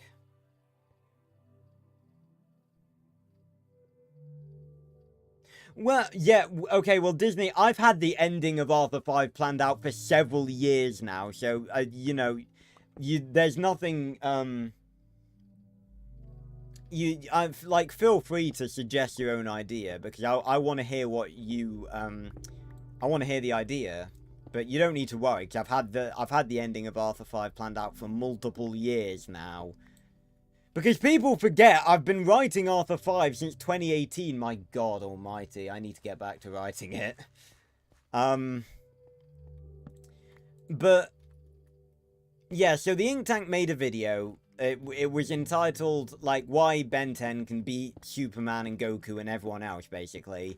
And it was just going over, like, all of his powerful, like, most powerful aliens.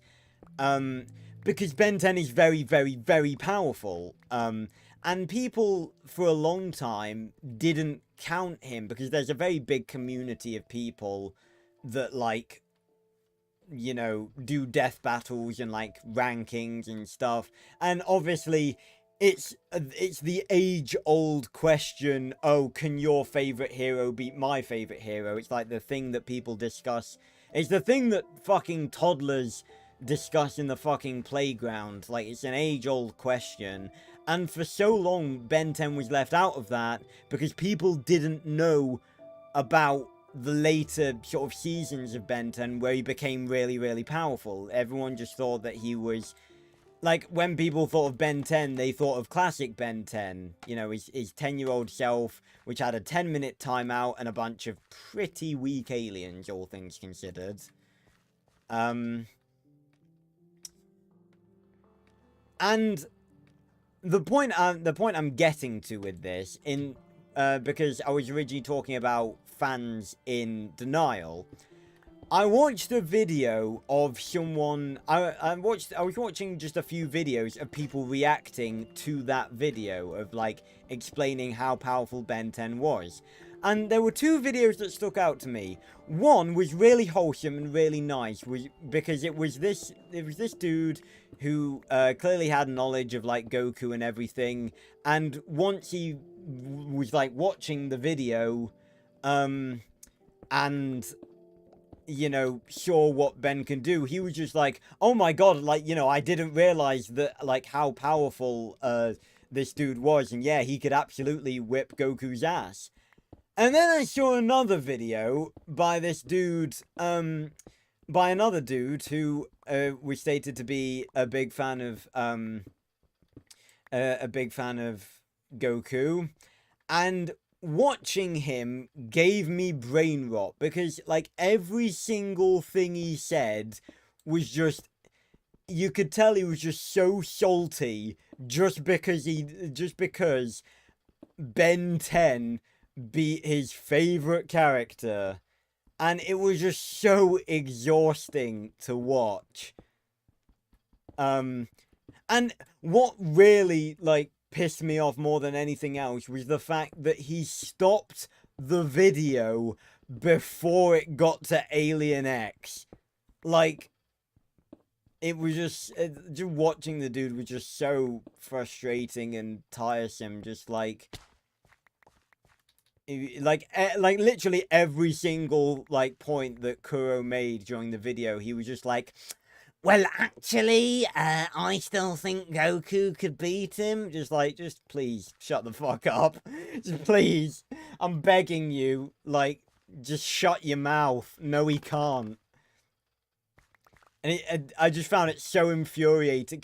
I was waiting for the smirk to be wiped off his stupid, like, denial loving face when he got to the Alien X bit, and then he was just suddenly like, oh, I think that's enough of that, and he just turned the video off before it got to the Alien X segment. Like, that's, please don't be like that, people. Like, I trust you're all like intelligent people who are not like that, and you know, but just please don't be like that. Don't be the annoying person who's in denial of solid facts. You know, if something is, you know, like, for instance, I wouldn't put, like, I love Arthur, obviously, but I wouldn't pit Arthur against, I don't think, most heroes in fucking anything, because, yeah, Arthur's great, he's, you know, he's the hero of the Arthur universe and everything, but he's not that powerful. He really isn't that powerful. Like, I was looking, a while back at the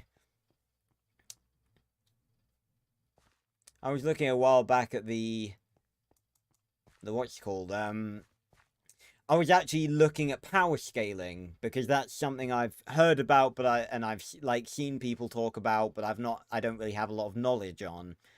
And I power scaled all of the Arthur characters, and they, you know, I couldn't power scale them very high because it's not, they're not powerful. They're not powerful characters. Like, oh, let me, yeah, I tell you what, Disney, it's fun. I have talked about this before, but funnily enough, something similar actually happened to me, in that randomly one day, Cartoon Network got taken off my TV box, so I couldn't watch, like, Ben 10 anymore. But, in fairness, I do not regret that loss, because if I hadn't switched to CITV, I never would have watched Max Steel. And that, I do not want, Max Steel was such an amazing part of my childhood, and I would not want to trade Max Steel. And especially considering that I caught up on everything Ben 10 related that I missed in later years, I definitely wouldn't have traded the switch to CITV and watching like Max Steel and stuff for watching Ben 10, like more Ben 10 when it came out.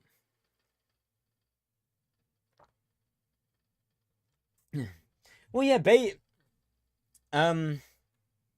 basically fits the like Arthur's that's basically what. I want to have a look at this. Let me because I'm just making we're having a discussion about this. Power scaling tiers. Here we go. On the versus battle wiki. So the highest the lowest is tier 11, which is infinitesimal. No dual value available. Characters or objects that can create, destroy, or affect the whole structure of a lower dimensional universe. Okay, that's more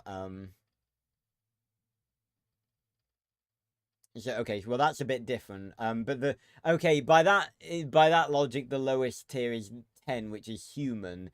And honestly, most of the Arthur characters are tier 10 or maybe tier 9 at best. Like, for example, Arthur, I'd say that because Arthur is, he's a 10-year-old kid. I mean, 11 or 12 or whatever in Revenge of Mouthshire, but we all know that the timeline is fucked up pretty majorly when it comes to the movies. But Arthur is, he's got good reflexes and he has the Sword of Power. And that, I'd say, like 10A, which is athlete level, which is described as characters or objects capable of exerting force comparable to that of more athletic humans, such as trained fighters or generally physically fit individuals. I might put Selenia at athlete level. Arthur, at most, I'd put at 9B wall level, which is tier 9 superhuman. Characters or objects that can destroy or significantly damage extremely resistant materials such as stone, metal, or steel, as well as similarly resistant parts of construction such as structural boulders and walls. And again, it's all a bit weird because I'm talking about their Minimoy forms, which are small, so I'm not sure how that affects the scaling. But that's at a push. Generally, I think I'd put him at 9C street level. And again, most of the Arthur characters are not powerful characters. They're just not. And again, like, that's the like, I'm not so blind to say that, Arthur is able to stand up against most heroes from any franchise, because he isn't. That's the truth. Right, so from here, so now we've got the 1-1, the 2-1, the 3-1, the 4-1, and the 3-2. So the next would be a 2-3. So I need to clear out this now. I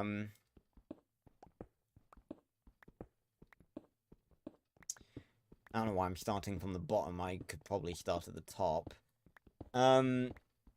Yeah, so the Arthur characters, they're not powerful. And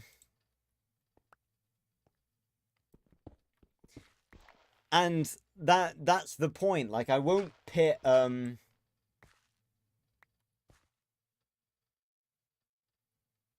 well, I don't really think, like, why does it make a difference?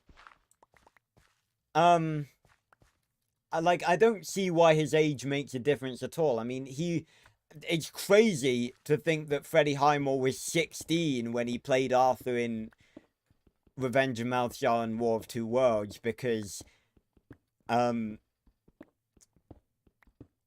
for one, I don't think he looks it. But I don't think his age like, why does his age matter? I don't think it matters. I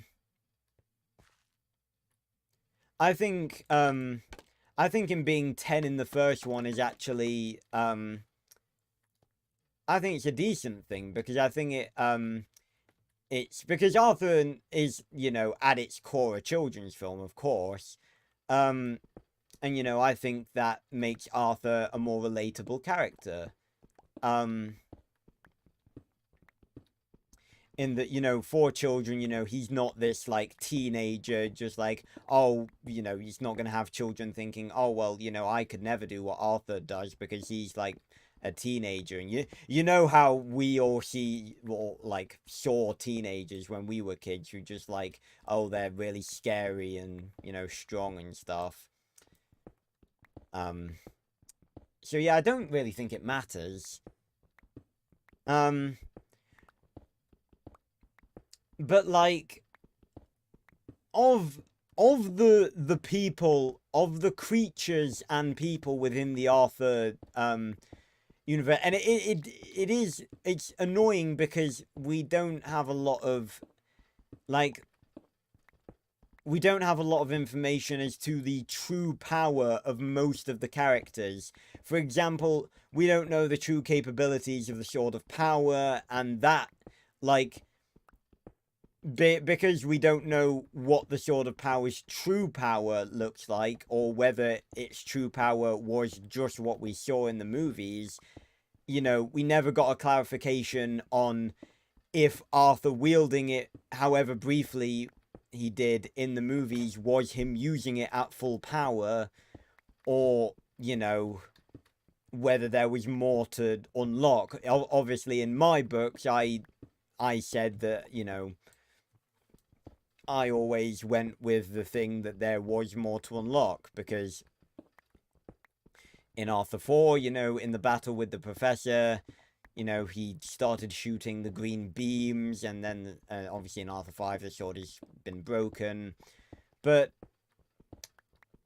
the fact is, we don't know the true capabilities of the Sword of Power, and that means that, you know, we can only really scale Arthur on what we know. And I wouldn't put him very high. And again, like I was saying, that I think in canon Arthur lore, the most, well, in movie Arthur lore, the most powerful character, I'd probably say, is Malthazar. And again, I wouldn't put him much higher than Arthur, just because we haven't seen his true power, or if he even has any real power to begin with. Because Malthazar's weird, because in the books, Malthazar was actually described as a quote-unquote wizard, despite never showing any signs of actually having magical abilities. So, you know, I don't know. But of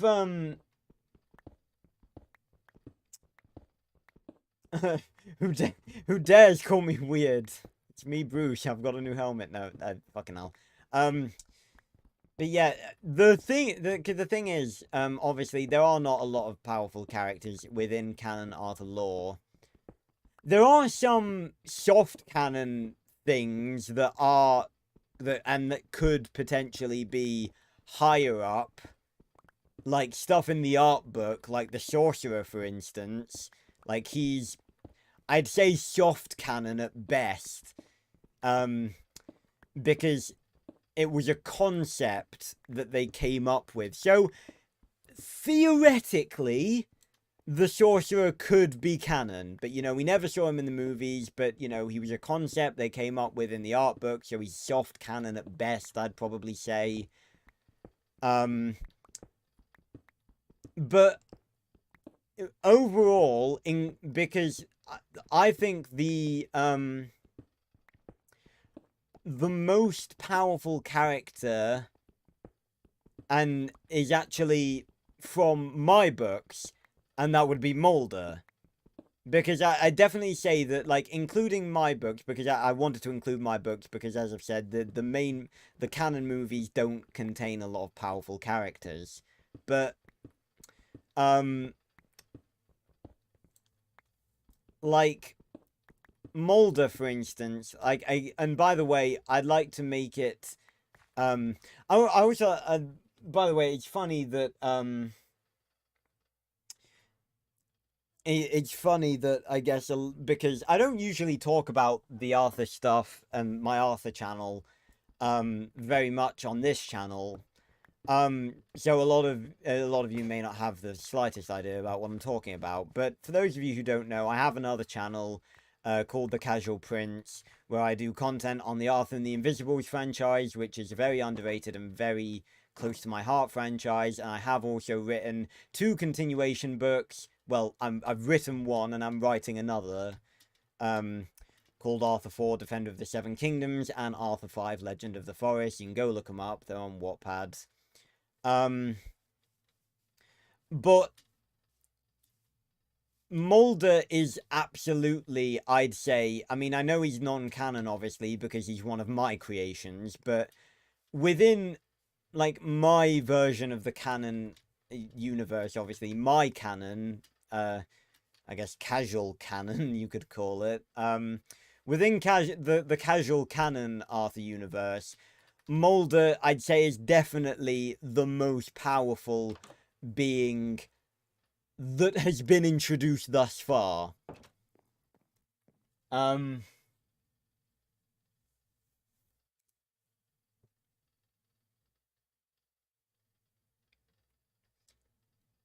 Yeah, I mean, that's why, I sort of, I've discussed this before in different, like, on Discord and on live streams and stuff, but, like, that's sort of why, because I have the opinion that, you know, Malthazar had his time as a villain in Arthur 1 and 2, and then, you know, now his time as a villain, you know, it's over. You know, he had his time, and he failed, and just, you know, keeping him as a villain for longer would just seem like overkill to me. But,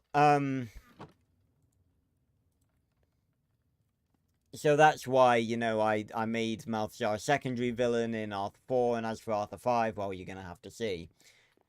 But Mulder is absolutely, definitely the most powerful being within the casual canon of the Arthur universe.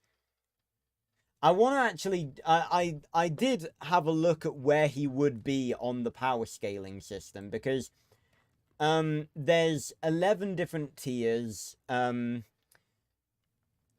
but it goes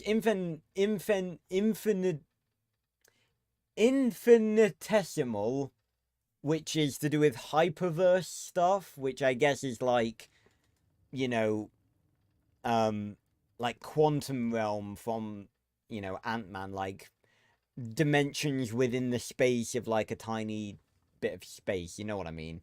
But then it goes human, superhuman, urban, nuclear, tectonic, planetary, stellar, cosmic, multiversal, extra dimensional, and then it goes transcendent and then boundless.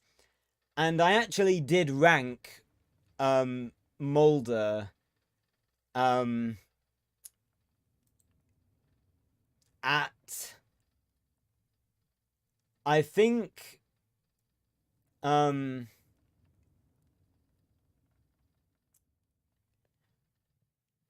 rank Mulder at tier 4.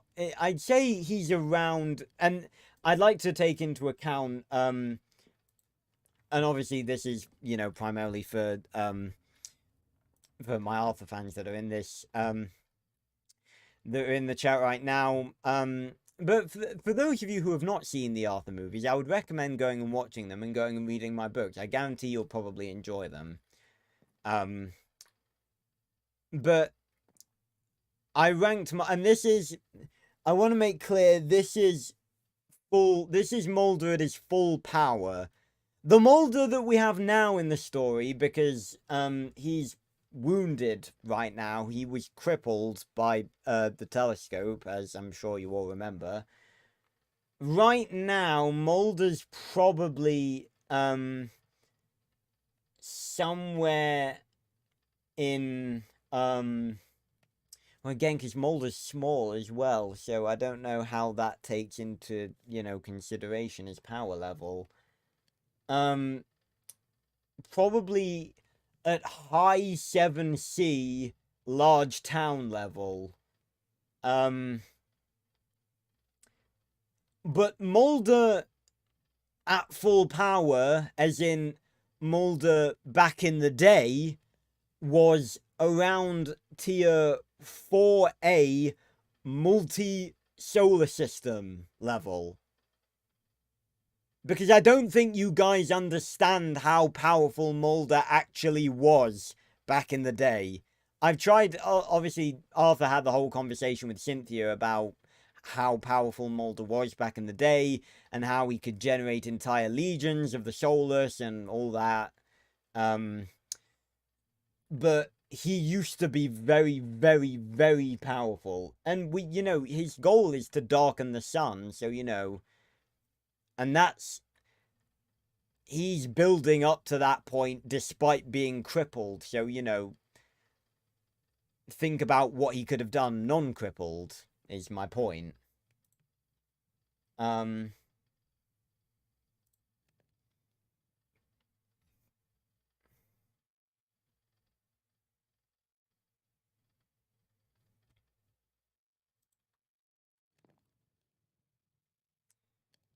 Yeah, I mean, that's always the dream, isn't it, Disney?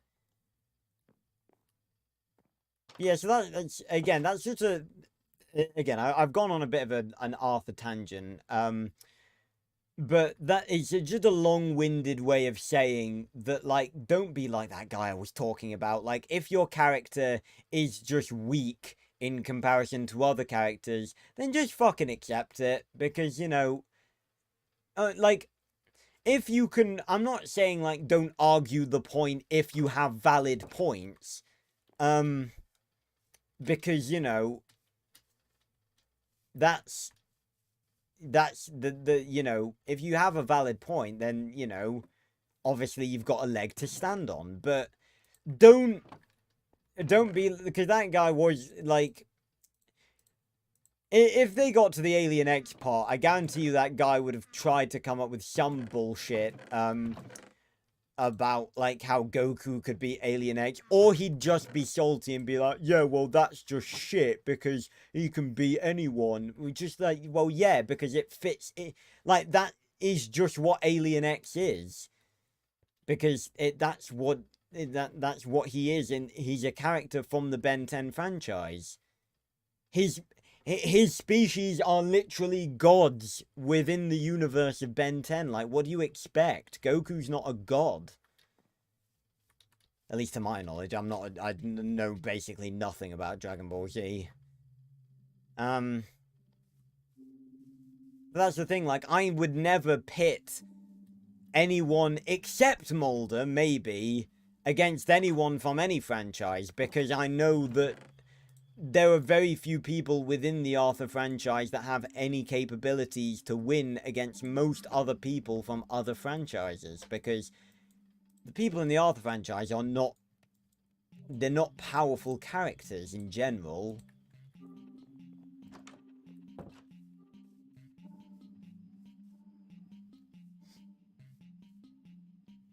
Right. Again, we're just sort of spending this stream, working on the Sniffer Grove, and... Oh, you can go away.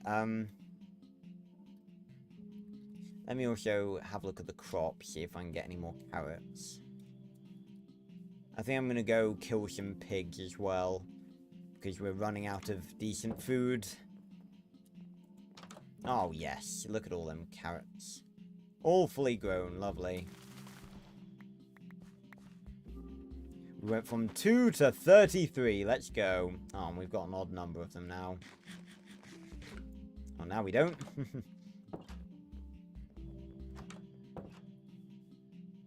So yeah, being a good fan is about, it's not about blindly defending what like the franchises that you love. It's about being accepting of the limitations. Like gonna say, like I say, power scaling is a very good example, because you know, you just have to be accepting. Like, when a fact is a fact, you know, it is just a fact. If you have a good, like, you know, good points in arguing the point, then, you know, that's fine. You know, arguing that some characters could, you know, beat another character, and that, you know, characters that are evenly matched, you know, debating those is fun, and it's fine, obviously. But, you know, there's no point debating if Arthur, like a 10-year-old kid with a flashy sword — I almost killed a baby then. There's no point trying to decide or trying to argue that Arthur, a 10-year-old with a cool magic sword, can beat a literal god. Because it's, you know, it's a fucking very simple, very obvious answer that he cannot.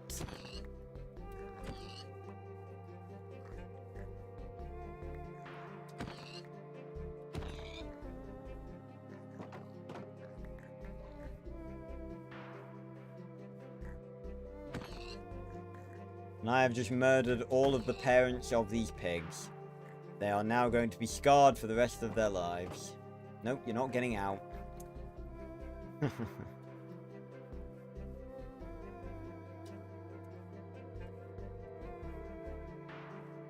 Oh no, again, yeah, Disney, don't take this as me, like, complaining about anyone's opinions. Like, I'm gonna say, I don't want you to take this as a thing that I'm saying, like, your opinion or anyone else's opinion is, like, wrong or anything. I'm just making a point.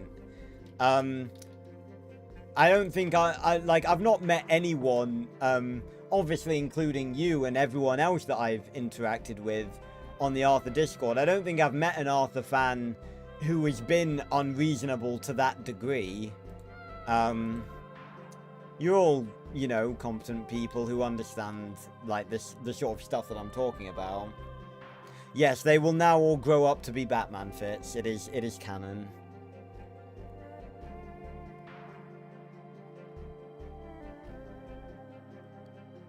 Yeah. Again, like I like, and yeah, like, you don't need to say, like, oh, I'm gonna be quiet, Disney. Like, I like these conversations that we all have on stream, because I like talking and I like nerding out about stuff. I'm trying, you know, I'm trying to make a living off of talking, so, you know.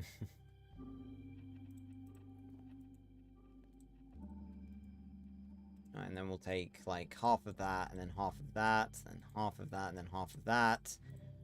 Put that in there.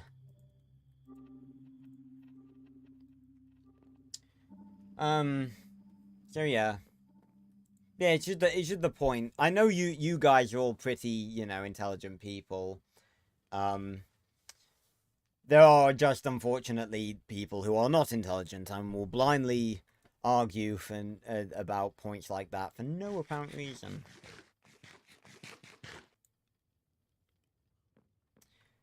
But I look forward to, like, because I have a lot of cool discussion videos planned, like theory videos and stuff about the Speckles universe. And by the way, guys, because I don't think there's really many, if any, people who are here from Casual Productions. But those of you who are unaware of the Speckles the Tarbosaurus universe, obviously the timeline video is the full timeline of all 3 movies within the universe, so when that finally comes out, you guys will obviously be caught up immediately, because that will tell you everything there is to know about the franchise. I forget. Yeah, we can make them back into copper. which I keep thinking of quartz, because quartz, nether quartz, is something that you can make into blocks, but you can't make back into the raw material, so I'm always hesitant. There we go, clear up some space. So yeah, for those of you who have never seen the movies, you know, they're quite good. They're not perfect, there are problems with them, especially with the last one. But the timeline video will, bring you guys up to speed, and from there, I'll definitely be making more Speckles videos, which I'm very much looking forward to. And what I was getting into this, and I got sidetracked. I mentioned like yesterday, I'd been working on the timeline video basically the whole day, and before I went to bed, I just took some time off. And I actually made another Discord specifically for Speckles fans. So that's, you know, I'm. It's funny. I was thinking about this yesterday.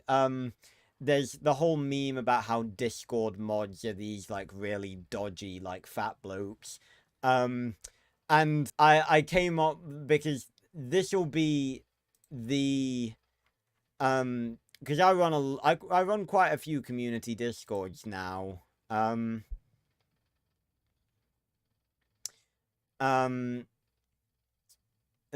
Arthur one, the Dinosaur King one, the Dinotopia one, and obviously the main one, my YouTube one that all you guys are a part of. And I made a Speckles one, and I thought it was funny that I am, you know, I am technically a Discord mod. I mean, I'm more of a, you know, I moderate the servers, but I'm more of a Discord owner just because I own a bunch of servers. And I don't know if anyone's seen Doctor Who, but it reminded me of the episode Night of the Doctor. It was a mini episode featuring Paul McGann, the Eighth Doctor. There's a scene in it where he's trying to rescue someone from a crashing spaceship during the Time War, and if you don't know, the Time War was a big war between the Time Lords and the Daleks, and the Doctor didn't want any part of it, but the Time Lords were seen as a very, the Time Lords were seen as a very negative, they were seen negatively during that time because it was their war that was basically ripping apart the universe. The woman goes, "You're a Time Lord," and McGann goes, "Yes, but I'm one of the nice ones." And I just thought that quote came to my head, and I could just imagine someone going, "You're a Discord mod," and me going, "Yes, but I'm one of the nice ones." I just thought that was funny. But yeah, and I am looking for, like, as well as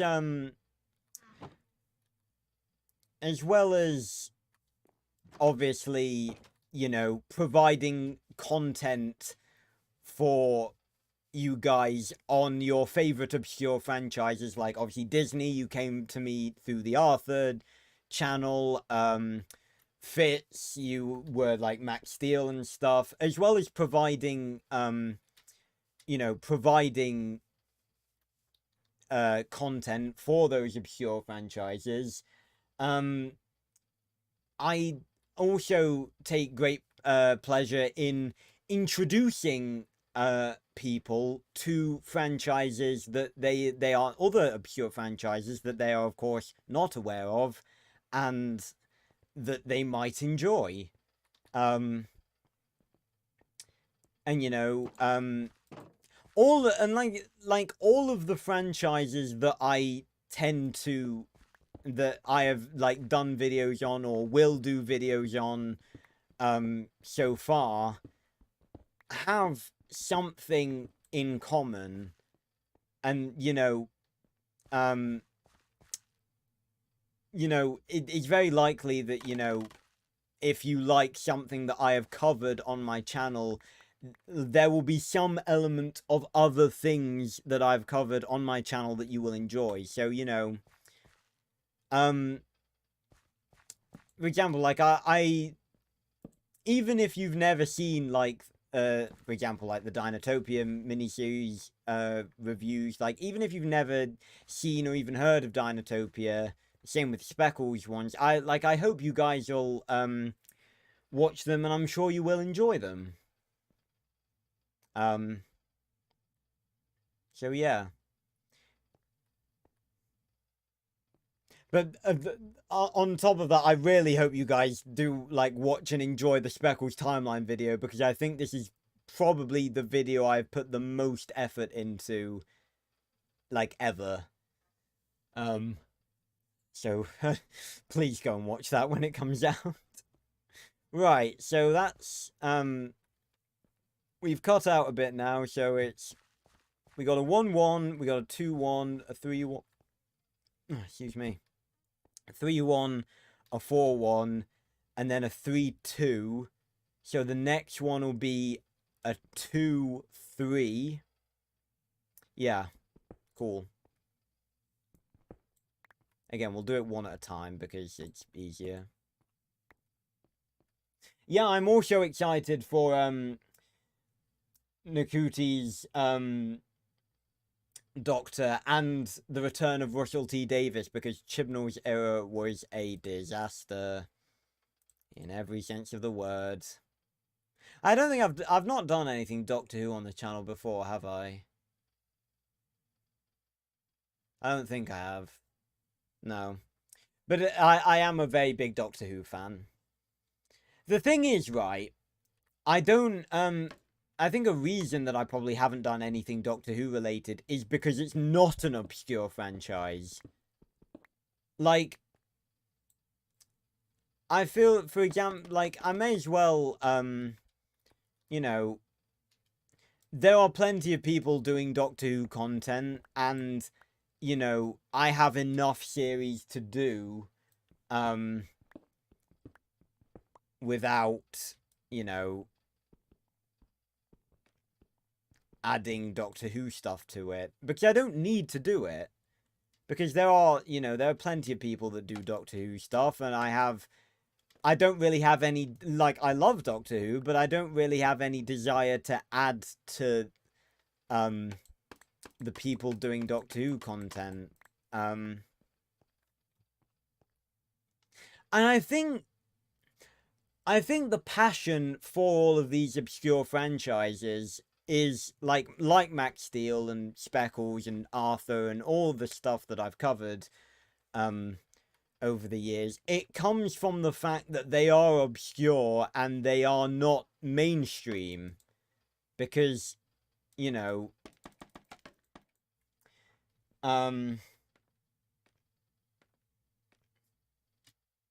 is that how it's pronounced? Wow, okay. That's interesting. I tell you what, Lego Dimensions was something that I wasn't fortunate enough to have, but it definitely did look really cool. It was very, very cool. I was a big, I never played it, but I saw some elements of it, and I was a very big fan of the Portal, level. Speaking of, that's another series I need to get back to doing. Again, like I said, it's just because I've been focusing so much on the Speckles timeline video. And it's good because, like I said, I really think that the Speckles timeline video will bring in so many people. And because of that, like, obviously, it'll be a good thing that I'm sort of waiting to resume my regular content. Because then when I do resume it, you know, I'll maybe possibly have a great deal more subscribers to you know, to watch this stuff.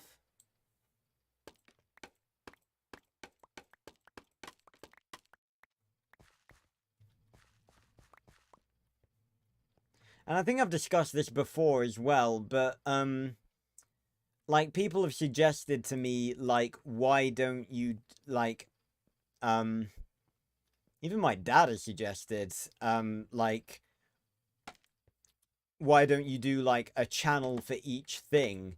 And, you know, I could do that, but my thought behind that is, that's just separating, that's just separating viewers unnecessarily. Separating viewers and subscribers. That's not meant to happen. Separating viewers and subscribers unnecessarily, because if you have, you know,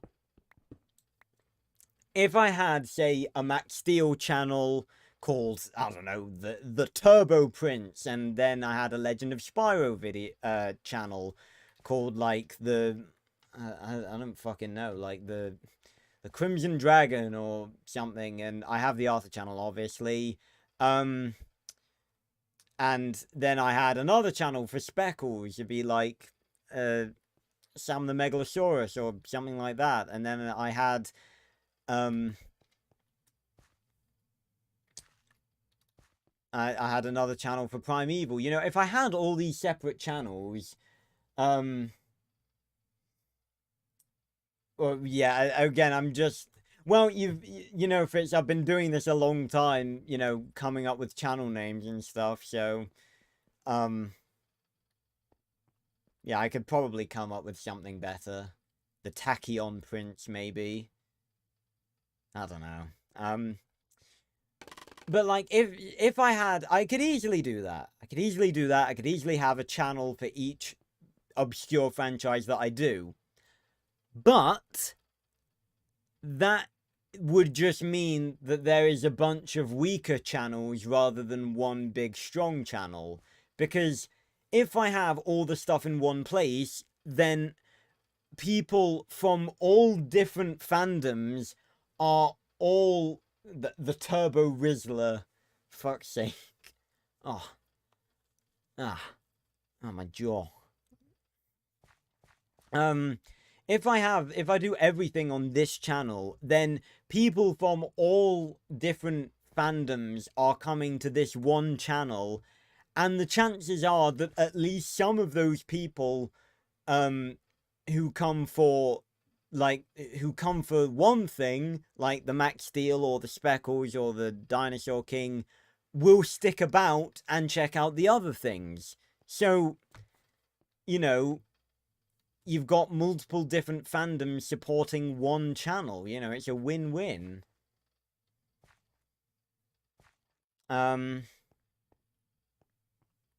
Right, so that needs to be, so we've got the 4, and then the 3, and then this needs to be, yeah, we need to make it 2.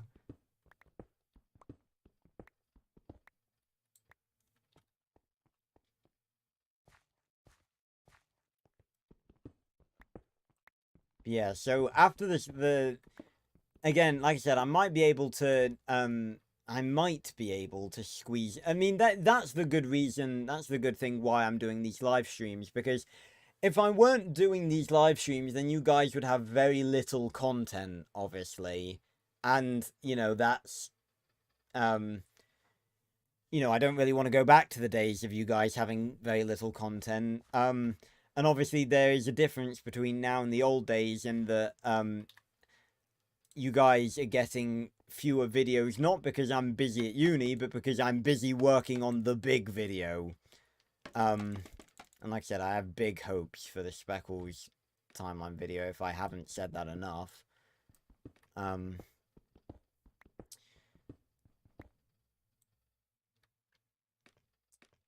But yeah, obviously that's why the live streams are so good. It means that no matter what I'm doing, like, whether it's that, you know, I can't, I'm busy one day, like, too busy to record a video or edit something, or, you know, I just don't have the motivation to record a video, it means that more often than not, you guys will have content.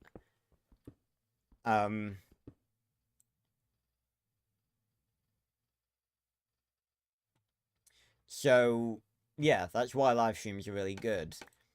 But, you know, I was going to say I might be able to squeeze out a few videos here and there, but I'm getting really, I'm going to say I'm getting really close, but I sort of had a sort of period where I lost the momentum on working on the Speckles video.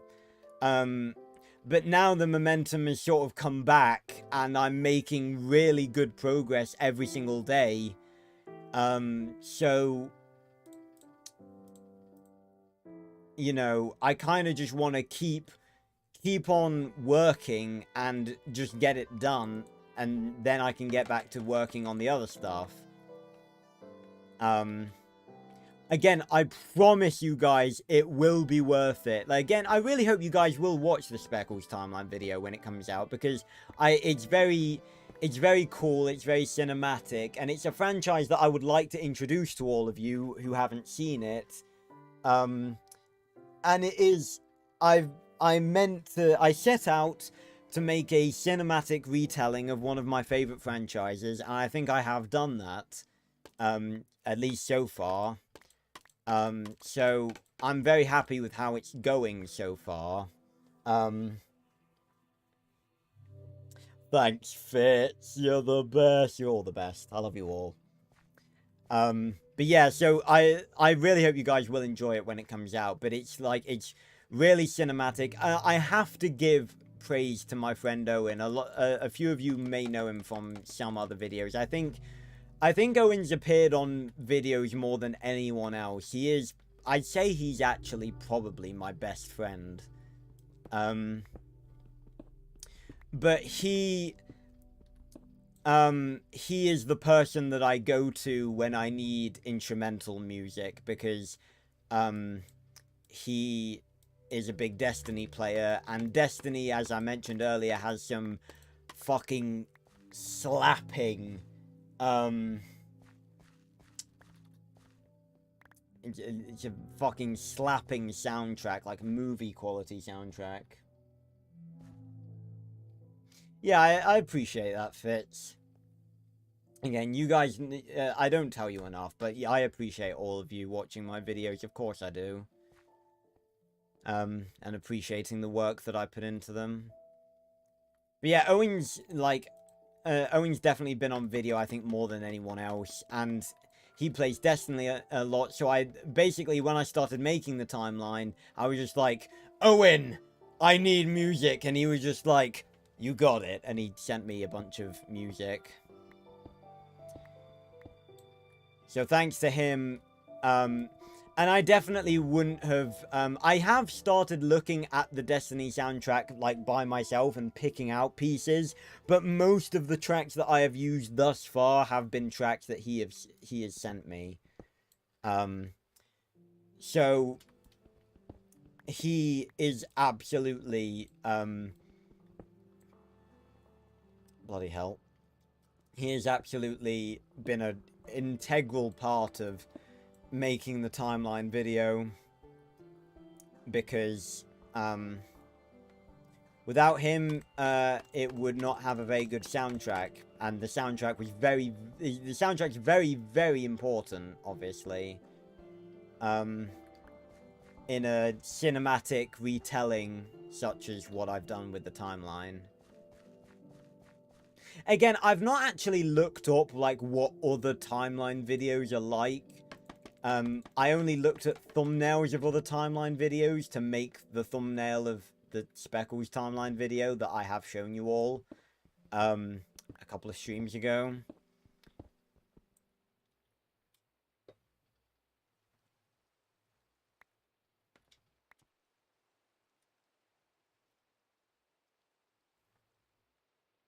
I can hear rain, which actually slightly worries me, because it makes me think that I'm getting near the surface, which could be an issue. Yeah, I can hear rain. That might... Okay, well, if worst comes to worst, we can do some terraforming to, you know... Ow.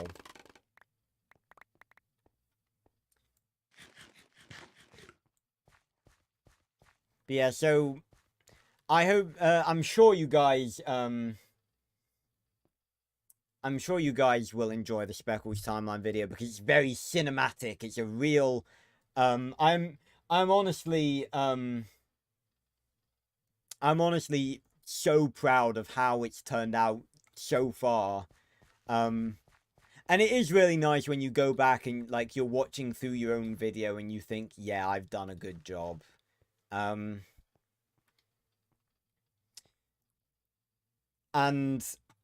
after I've done the Speckles timeline video, which is obviously a very big video, I want to do a bunch of small videos talking about the franchise.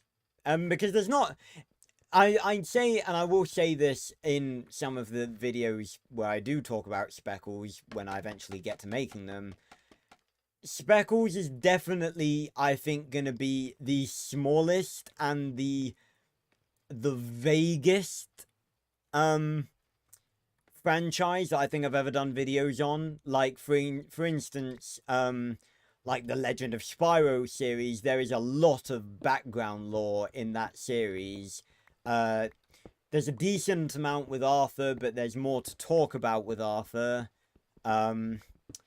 Max Steel, you know, we have three seasons and, you know, a bunch of movies, you know, there's quite a bit of world building, so, you know, there's quite a lot to talk about with that. Dinosaur King, a little less to talk about, but plenty of potential videos to make and theory videos to make as well. Speckles, there's really not a lot to talk about with the Speckles franchise, I don't think, but I have a few ideas in mind. Talking about Speckles' mysterious father and the origin of the monster of Fire Mountain, both of which we'll learn about when the timeline video comes out. But yeah, so I am looking forward to... because if you guys don't know, because some of you might not know, actually, I don't think I've talked about this a lot, recently at least, but, I mentioned one of my other channels earlier, which is Casual Productions, which is a channel that has changed many times over its lifetime. Because originally it was a channel completely dedicated to making a Gmod remake of an old documentary / show that I really like. And then I started doing other things in Gmod, and I renamed it to Gmod Productions. And then I started doing other things other than Gmod on that channel, and renamed it to Casual Productions. And basically, when the second Speckles the Tarbosaurus movie came out, I was actually the first person to upload clips of the movie in English. And they got a fuck ton of views. I have talked about this, actually. Yeah, I remember I talked about it, before in the past. And,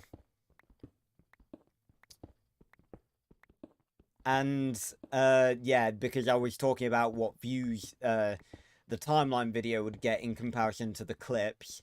God, my voice went a bit weird then. It sounded like I was gonna cry. So emotional. Mining blocks. But yeah, so they got, like, most of the clips got, like, millions of views. So, you know, I am, and obviously those are just clips. What I'm making is actual content. And I am excited to, like I've done with everything else, you know, like, make content for a franchise that no one's making content on. You know, before I started making Arthur videos, and Dinosaur King videos, and Max Steel videos, and I was going to say, and Primeval videos, but there are actually some people making Primeval content as well, that I've actually collaborated with in the past. I did a Primeval, I was on a Primeval quiz show, as, this dude called the Arc Minister, who has a channel called The Great Primeval Show, It did. Back in uni year 1. And I won the quiz as well. And that video's still on my channel, by the way. You should go check it out. I probably shouldn't have spoiled that I won the quiz, but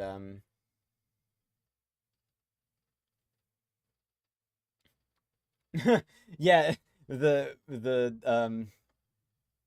yeah, that's a weird it's a weird gif. I don't know where that comes from.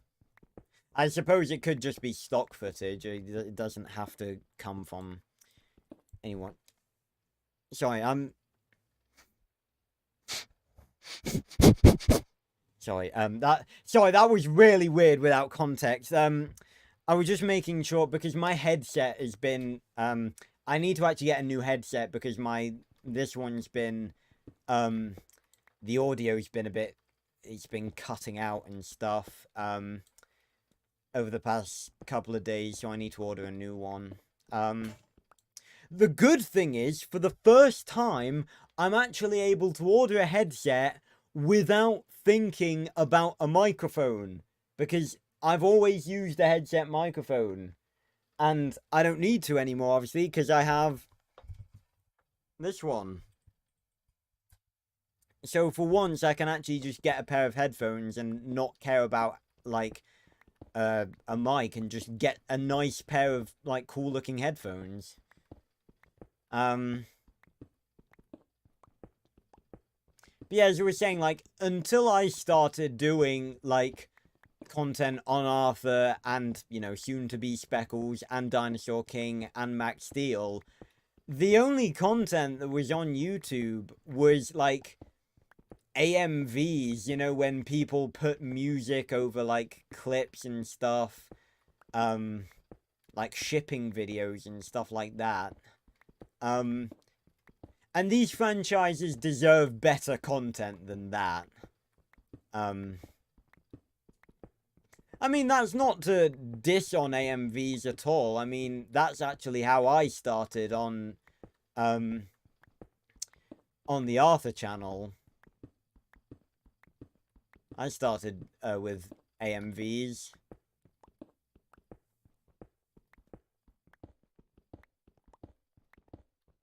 So, you know, there's no shame in that. I'm just saying that, you know, AMVs don't always bring in the views, and, well, they definitely can't make you any money, because usually you're using a copyrighted song.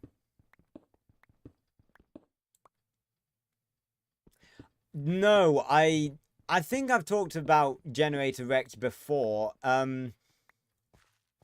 I know that Generator Rex was, like, around the same time as, like, Ben 10 and stuff.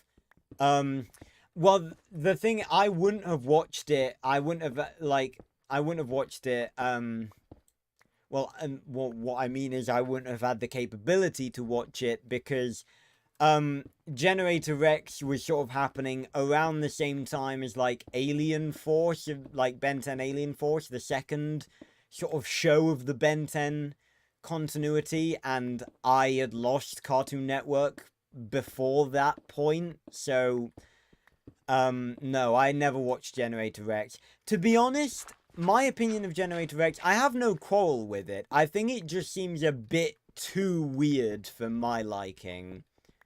I'm sure if I watched it, then I probably would find it really interesting.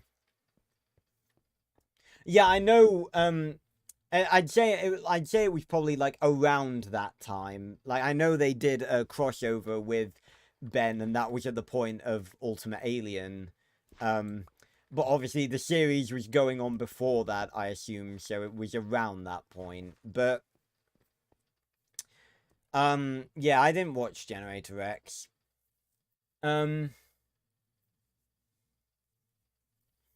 Yeah, I'm aware of the crossover.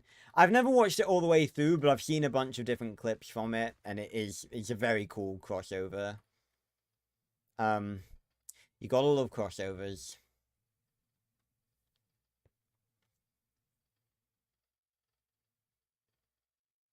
I think, God,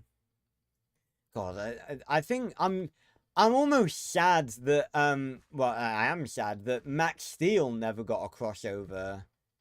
Although I think it would have a crossover, like, if you know, if it was going to have a crossover with anything, it would probably have a crossover with Slugterra, which I didn't watch, so it wouldn't like mean anything to me.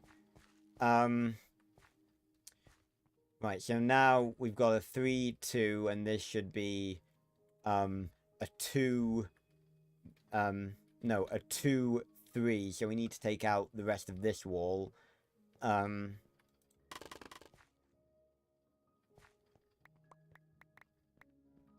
Probably gonna need to go back up to make some more pickaxes.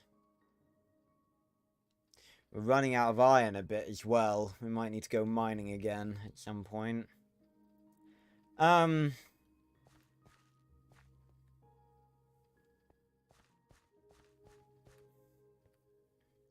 Yeah, we're just gonna make some more pickaxes now. Got some nice music in the background. But yeah, I'm not saying Generator Rex is bad, obviously. It most definitely, like, from what I know about it, it was definitely not bad. Like, I know it was another one of those, Cartoon Network shows that, that was really good and that a lot of people have in their memories and stuff like that. I'm just saying, it's not something that I personally watched. But yeah, oh god, imagine if Max Steel, because like I was saying, I think the thing that Max Steel would be most likely to have a crossover with would be something like Slugterra. And Slugterra just seemed a little weird to me, like a little bit too on the weird side. Whereas Max Steel was sort of cool weird, I think Slugterra, in my opinion, was just weird. That was close. That had me worried. Again, not an insult to Slugterra. Like, if you... I've not seen it. And if you enjoy it, then obviously, fair dues to you.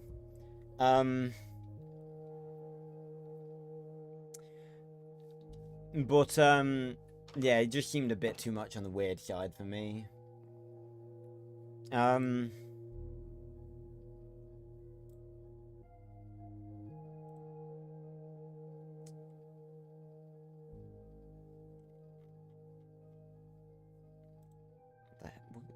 Bloody hell, it's an announcement from the Isle Discord.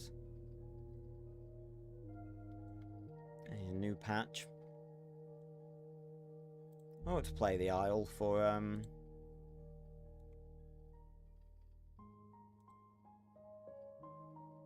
Oh, nice, Fitz!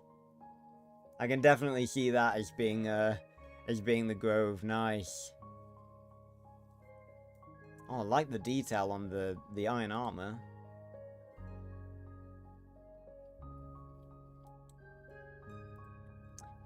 Yes, nighttime. Oh, we've still got a decent bit of iron left.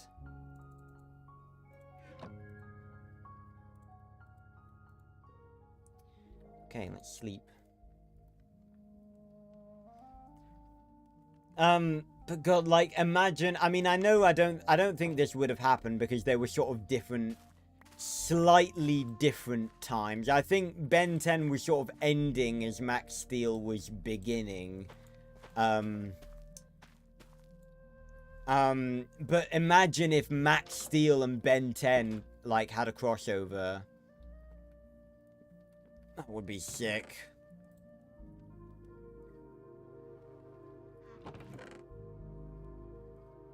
Seeing if there's anything that I need to take over to the storage bit. Oh, those.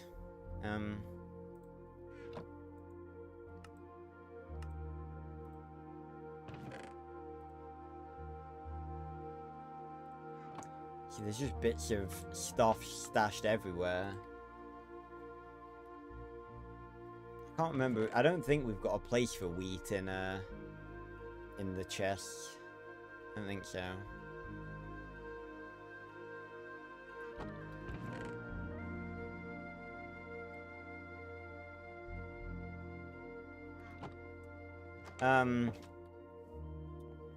Oh, and that's another thing, right? I want to get your guys' opinions on this, because I'm not sure how I feel about this. I'm conflicted. Once you're, like, using Ben 10 as an example, because, well, the conversation is really about Ben 10. Like, people, when they do death battles with Ben 10, they say, like,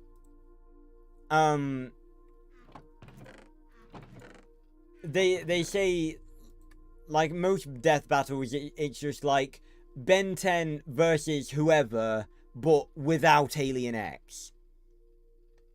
What's your guys' thoughts on that? Because I'm honestly not sure how I feel about that.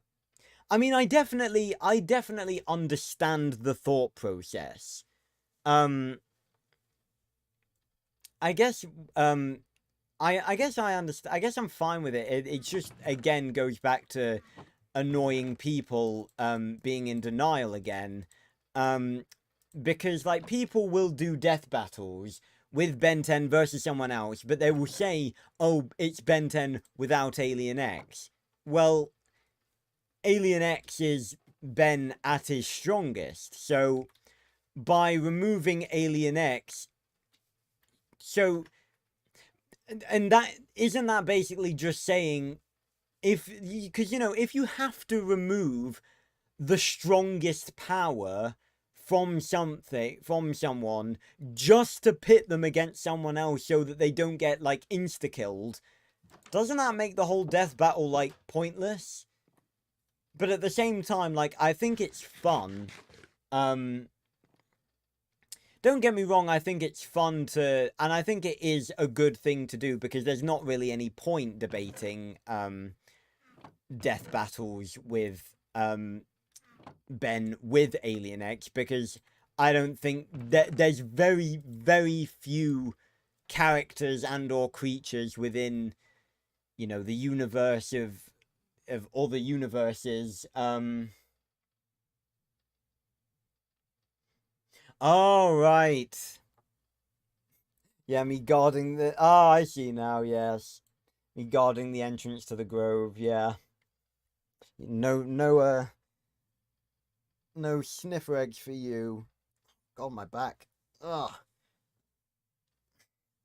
But yeah, like, I'm okay with people, like, people doing those bouts. I don't have a problem with that. What I have a problem with is people doing those death battles, like so-and-so versus Ben without Alien X, and then if they come to the conclusion that Ben loses that fight, then they say, well, that means that that person can beat Ben 10. No, because at the start of this, you literally had to eliminate Ben's strongest alien because your guy couldn't stand up to him. So, you know. So I'm fine with the thing in question. Again, it's just people in denial that annoy me. Oh, that's a funny coincidence, Fitz. There better not have been sniffer omelets.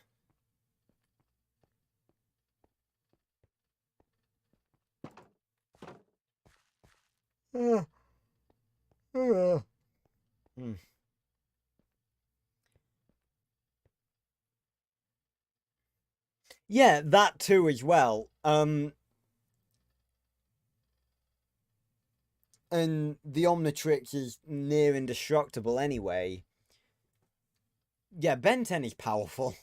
He really is. I can't believe the dude was ignored by, like, the death battle community. You know, for years. And again, that is just lack of knowledge. The Ink Tank, the people that I was talking about earlier, obviously, because the Ink Tank are undeniably the biggest Ben 10 related channel. They just did what I've been doing for other obscure franchises, for years. Like, they've just focused on Ben 10. you know, before there was no one to there was no one to say, yeah, hold up, this kid with a green watch can beat all of you. There was no one to say that. See, all it takes is one person.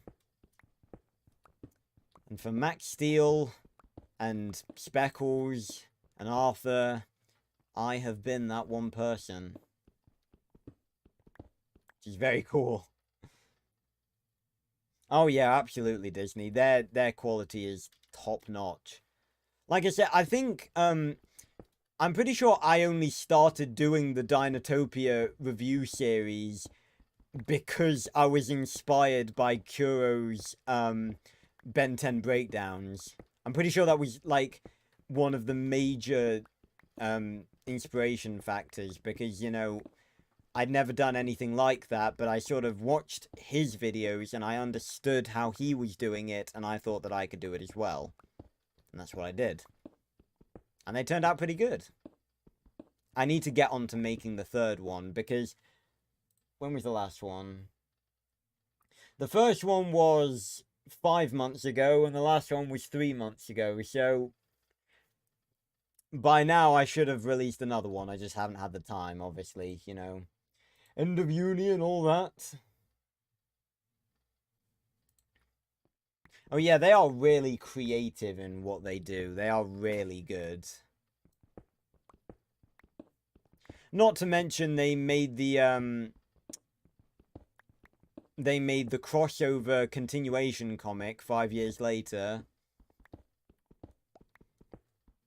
Although I'm not really sure how I feel about a world where Danny Phantom and Ben 10 cross paths.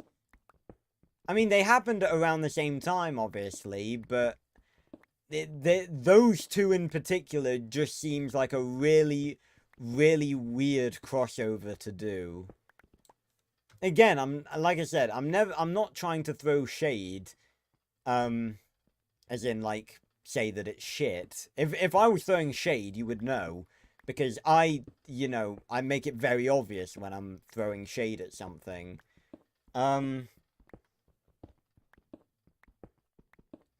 But like, I just think it's a little, I just think it's a weird choice to have those two in particular. Like, I like Generator Rex and Ben 10, I'd say they fit together.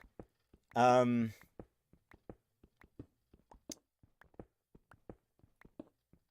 think they fit together because they used Ben in Rex's world instead of Rex in Ben's world. Oh, but I don't think that's a sadly moment, Disney. I don't think there's, you know, there's not a lot of there's not a lot of people that like the Ben 10 reboot, because all things considered, it was pretty shocking. But in fairness to it, it did get better as it went along.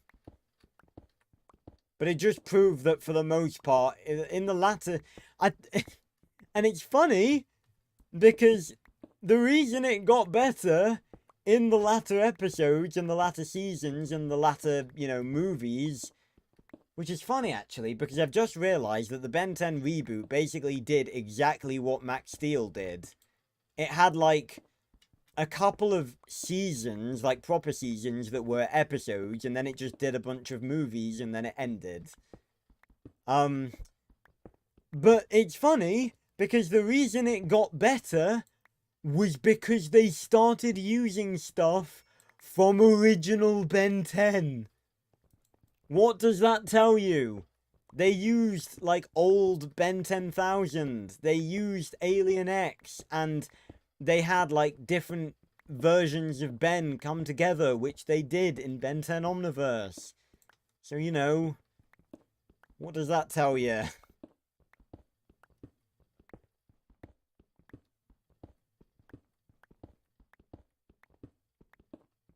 Has Rex not appeared in? I thought Rex, because me and my friend Jack had a look at the 5 Years Later wiki not too long ago. I thought Rex had appeared in 5 Years Later. I don't know. Again, I've not read 5 Years Later, so I don't know. Yeah. But yeah, so after the Speckles timeline video is done, hopefully we'll be getting lots of new people subscribing to the channel and showing up and stuff. And after that, oh yeah, right. So yeah, so it's a bit of a teaser.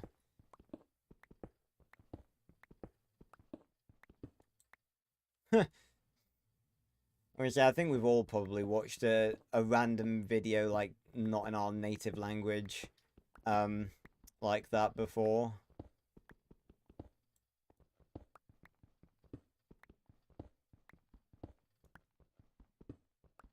I remember way back in the day, I watched a Primeval video, and it was so crazy. It was just this dude jumped through an anomaly, and then the anomaly closed, and then he was like running away from dinosaurs and dragons, and there was like helicopters and stuff. It was so whack ass, like, fucking weird. But it was pretty cool. So few Primeval, like, stuff has been made and put on YouTube, like fan films and stuff. It's really weird as well, because I remember way back in the day, like way back in the day, when I was like a kid, there was a bunch of like really short Primeval stuff on YouTube, and then like so much of it disappeared. I don't know why. Like, there was literally a short, like, 1 minute video where there, again, for the it's likely that there aren't many, if at all, any Primeval fans in this chat right now, so you may not know what I'm talking about. It's another franchise, that you should probably check out. In summary, time portals open, dinosaurs and creatures from the future come through, and there's a group of people trying to put them back where they belong. It's a very cool show, and it has an American spin-off that is also very cool as well. So yeah, go watch Primeval. It's really cool. I'll be doing videos. I have done some videos on it in the past, but I will be doing more in the future. But I remember that there was like the time portals are called anomalies, and there was a 1 minute fan film of this like anomaly, like in an atrium, not to be confused with T-Rex in the Atrium, which is like a random short film, like VFX thing done by students way back when. And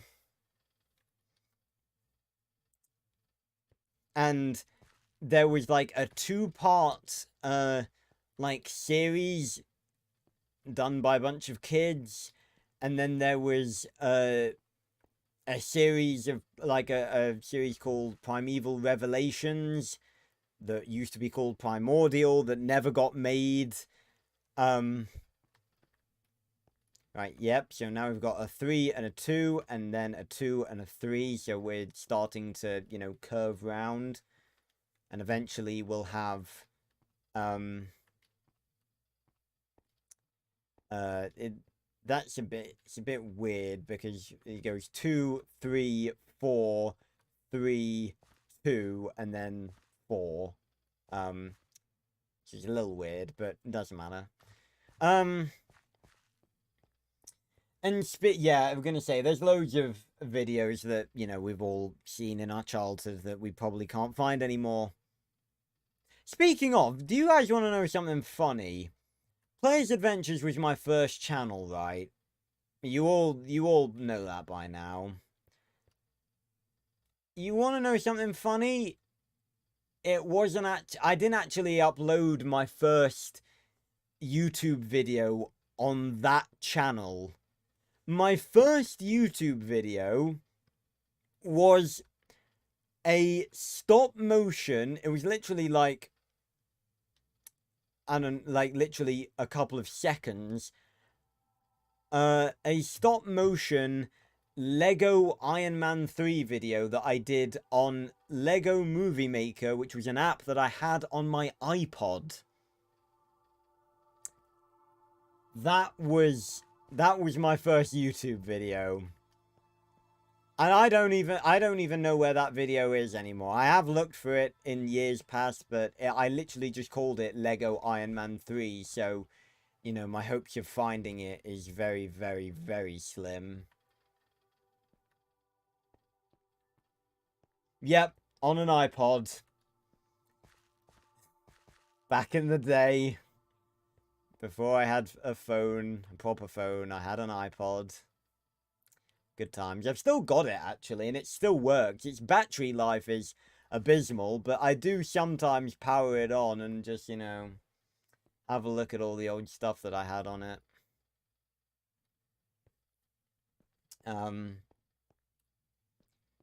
But I actually do want to try and... I'd have to go on my iPod and sort of see what account I signed in. It must have been like one of my mum's accounts, because I was a kid when I made that. I was like begging her to let me just upload it using her email, and I did it. It is up somewhere on the internet, on YouTube, lies my first video. And one day I will make a conceited effort to try and find it.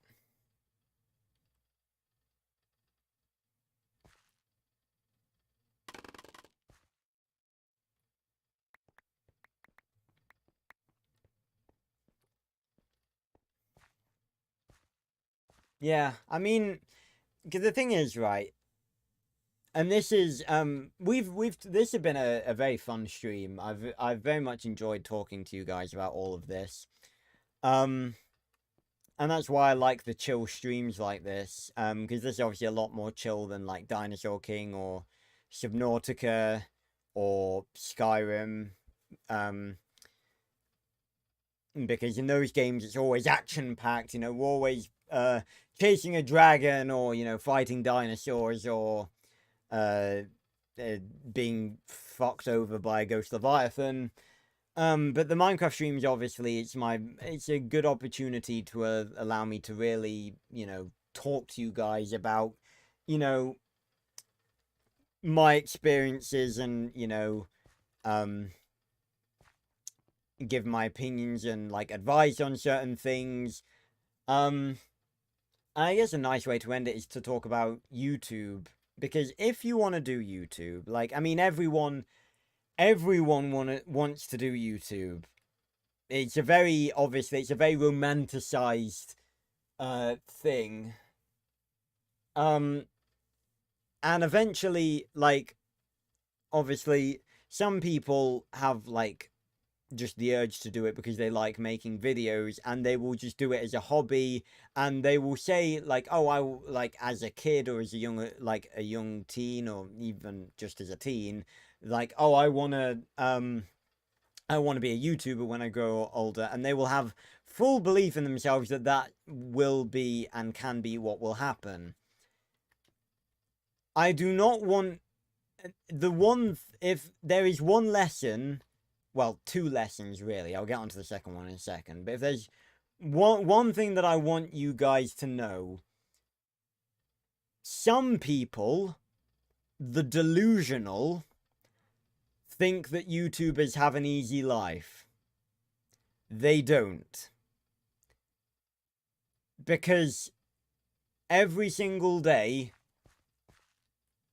they are working on stuff.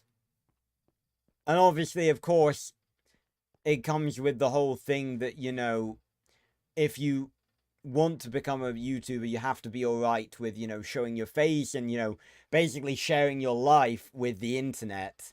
Because, you know, it is part of becoming, you know, a famous person, like a celebrity. It's on a smaller scale, obviously. At least for some people, obviously, but then you have people like Tommy in it and like the Sidemen, and obviously, and they have millions of people behind them. But being a YouTuber is not easy. I don't want people like if you want to. I don't want to I don't want to scare people away from trying to do YouTube, obviously. And if you want to just do it as a hobby, then that's fine. But my advice is more for the people that actually are considering trying to do YouTube as like, you know, as a source of income. YouTubing is not an easy job because you have to put in the effort.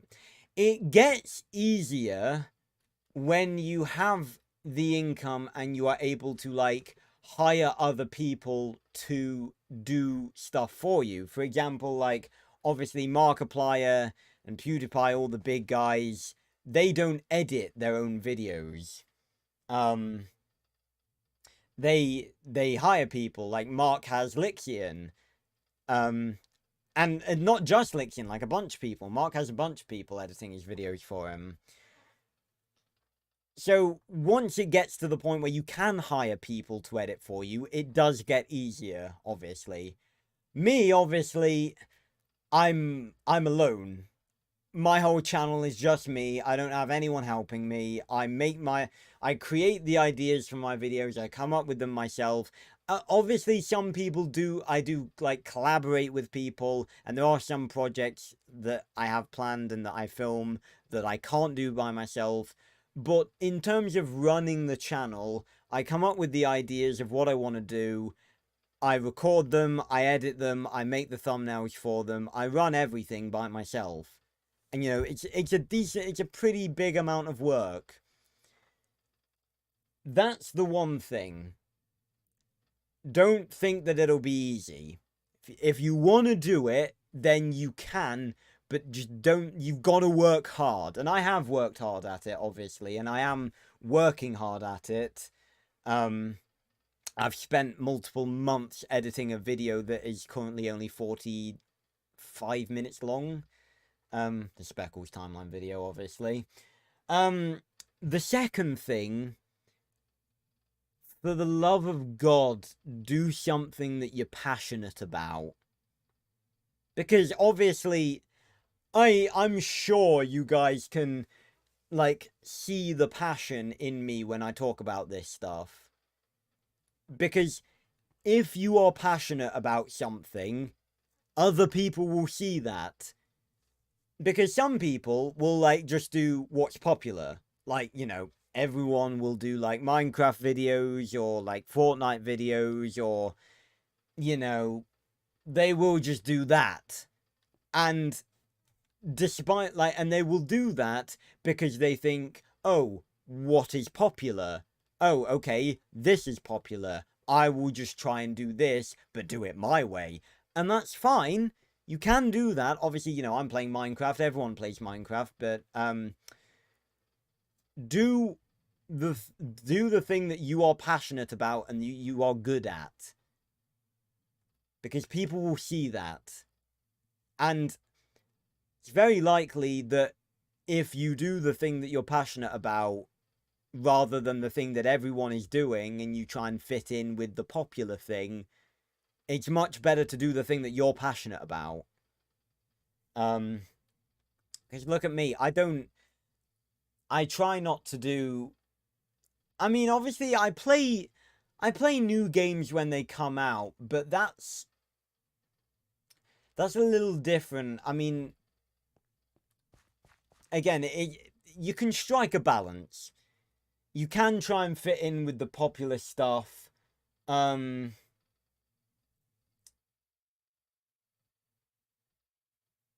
Yeah, exactly, Fitz. Like, again, and look up to see if anyone else is doing the same thing. Because, like, when I looked up Arthur stuff, and that was obviously my first sort of foray into obscure stuff that no one else was doing, literally no other channels were doing anything Arthur related. So, you know. And you never know. You could be the one person. And all it takes is one person. And I've been that one person for quite a few franchises. You know, Arthur and Max Steel and stuff. And I enjoy what I do. I enjoy providing content for people that don't have anyone else to provide content for them. So, yeah. Don't think it's something that's going to be easy. If you want to really go for it, then you can. But it's going to be, you're going to have to, there will be days when you want to give up. I cannot tell you how many times I have looked at my channel and thought that I wanted to give up. Or considered giving up. Because, you know, you're going to have points like that. It's not always going to be easy. In fact, it's very rarely going to be easy. You need to work at this. Like, Mr. Beast provides so much... Like, it's a bit of a random point, but it's sort of the same thing.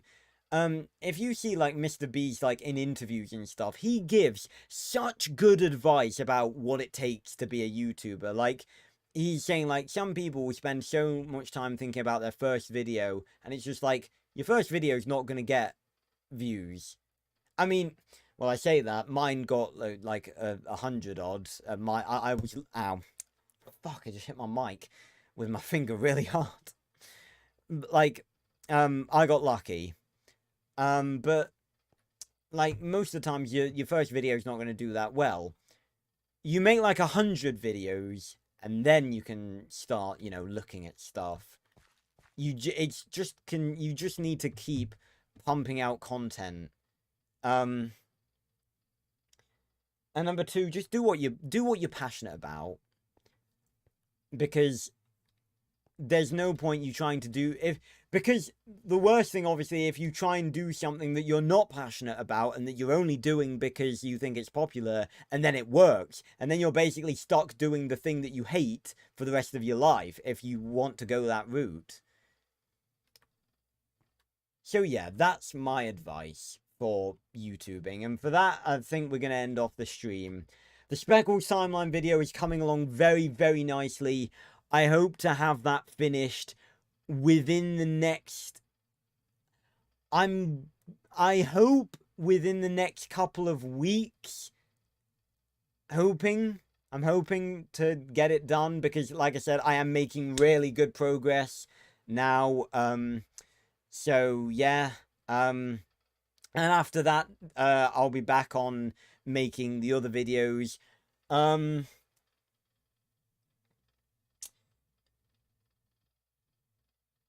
Yeah, I mean, it's something, again, like random funny moments and stuff, like that's I think could be a good way to start. Like, again, you never know until you try. But again, you were saying, like, it's just a hobby, and, you know, that's fine as well. You can just do it as a hobby. I mean, for me, it was a hobby that turned into something that I wanted to do. So, you know, just because it's a hobby now doesn't mean it has to be a hobby forever. Like, if you stumble upon something and you're just doing it for fun, but then it turns out that a lot of people like it, then you can start looking into, oh, is this possible for me to do as a career? So, you know. But the timeline video is coming along great. After that's out and we start, hopefully, fingers crossed, I'm really hoping that the Speckles timeline video is going to do well, but I really hope it will. I'll be moving back on to start doing, you know, all the regular stuff. We're back onto The Walking Dead. And again, that's something, like, The Walking Dead, the Telltale series, it had its sort of time on YouTube where a bunch of people started playing it, and that sort of time is over now. And that's one of the things that I do, not because it's going to be popular, but because I want to do it, because it's a series that I've always wanted to do for the channel. And I don't care that it doesn't do as well as most of my other series. It's just a series that I absolutely love. So, you know. And obviously all the other series, you know, Legend of Spyro, I really need to get back to editing those videos. I need to get back to doing Portal 2, The Elementalists, as well as all the other videos of all the obscure franchises. I've got plenty of ideas for all of them. More Legend of Spyro lore videos. the reactions to the Max Steel Season 5 films, and subsequently the Green Turbo Modes video that everyone is asking for. And videos on the Gone series that I mentioned last stream, and videos on Primeval, and more videos on Speckles, so, and more Dinosaur King, of course. So yeah, it's all, hopefully, we are starting to go into the era of this channel now where things are going to start picking up and we're going to be able to do some really cool shit. And I hope to have you guys along for the ride. And I appreciate all of you, of course, for spending the time watching these videos and watching these live streams and coming and hanging out with me. So, I really hope you did enjoy this stream. We made some decent progress, I'd say, on the Sniffer Grove. I can't really remember where we were before. Oh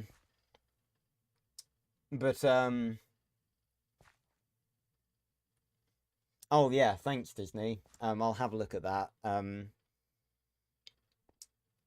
And yes, I'll probably talk about it in another stream. If you remind me, I'll have a look.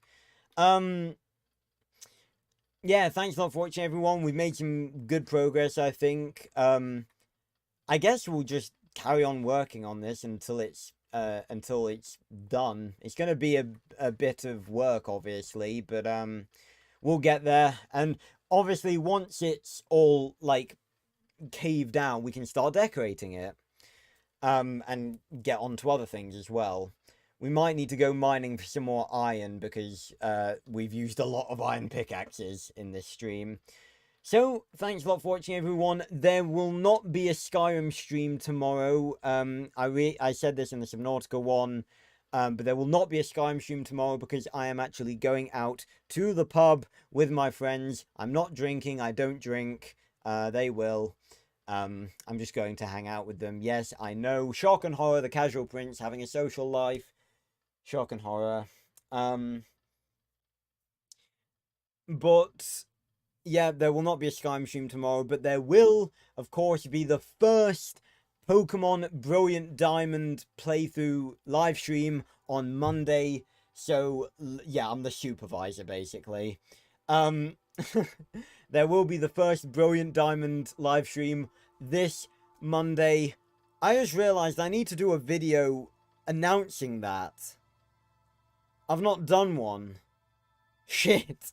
Okay, well, that's something I need to do tomorrow and get up tomorrow. So, you guys will see that tomorrow. I usually do a video announcing all my live stream series, and I haven't done that for Brilliant Diamond, so I'm a fucking idiot.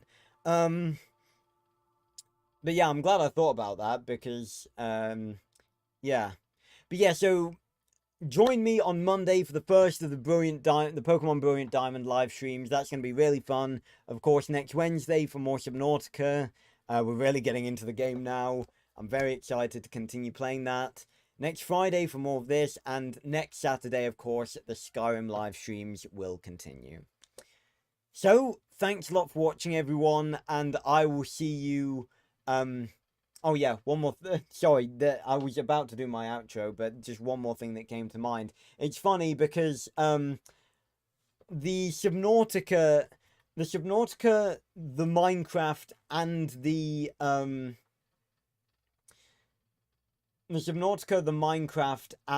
the Skyrim live streams, I'm pretty sure actually started like 1 week after another. Like, I started Subnautica, and then I started Minecraft, and then I started Skyrim. But I skipped a Minecraft stream because it was my last night in uni. And because I'm skipping a Skyrim stream this week, the order's back to the way it was. I just thought that was funny. But yeah, thanks a lot for watching, everyone, and I'll see you on another video or live stream very, very soon. Thank you for joining me, everyone. Good night. Thanks for stopping by. Goodbye, everyone. How was that for an outro?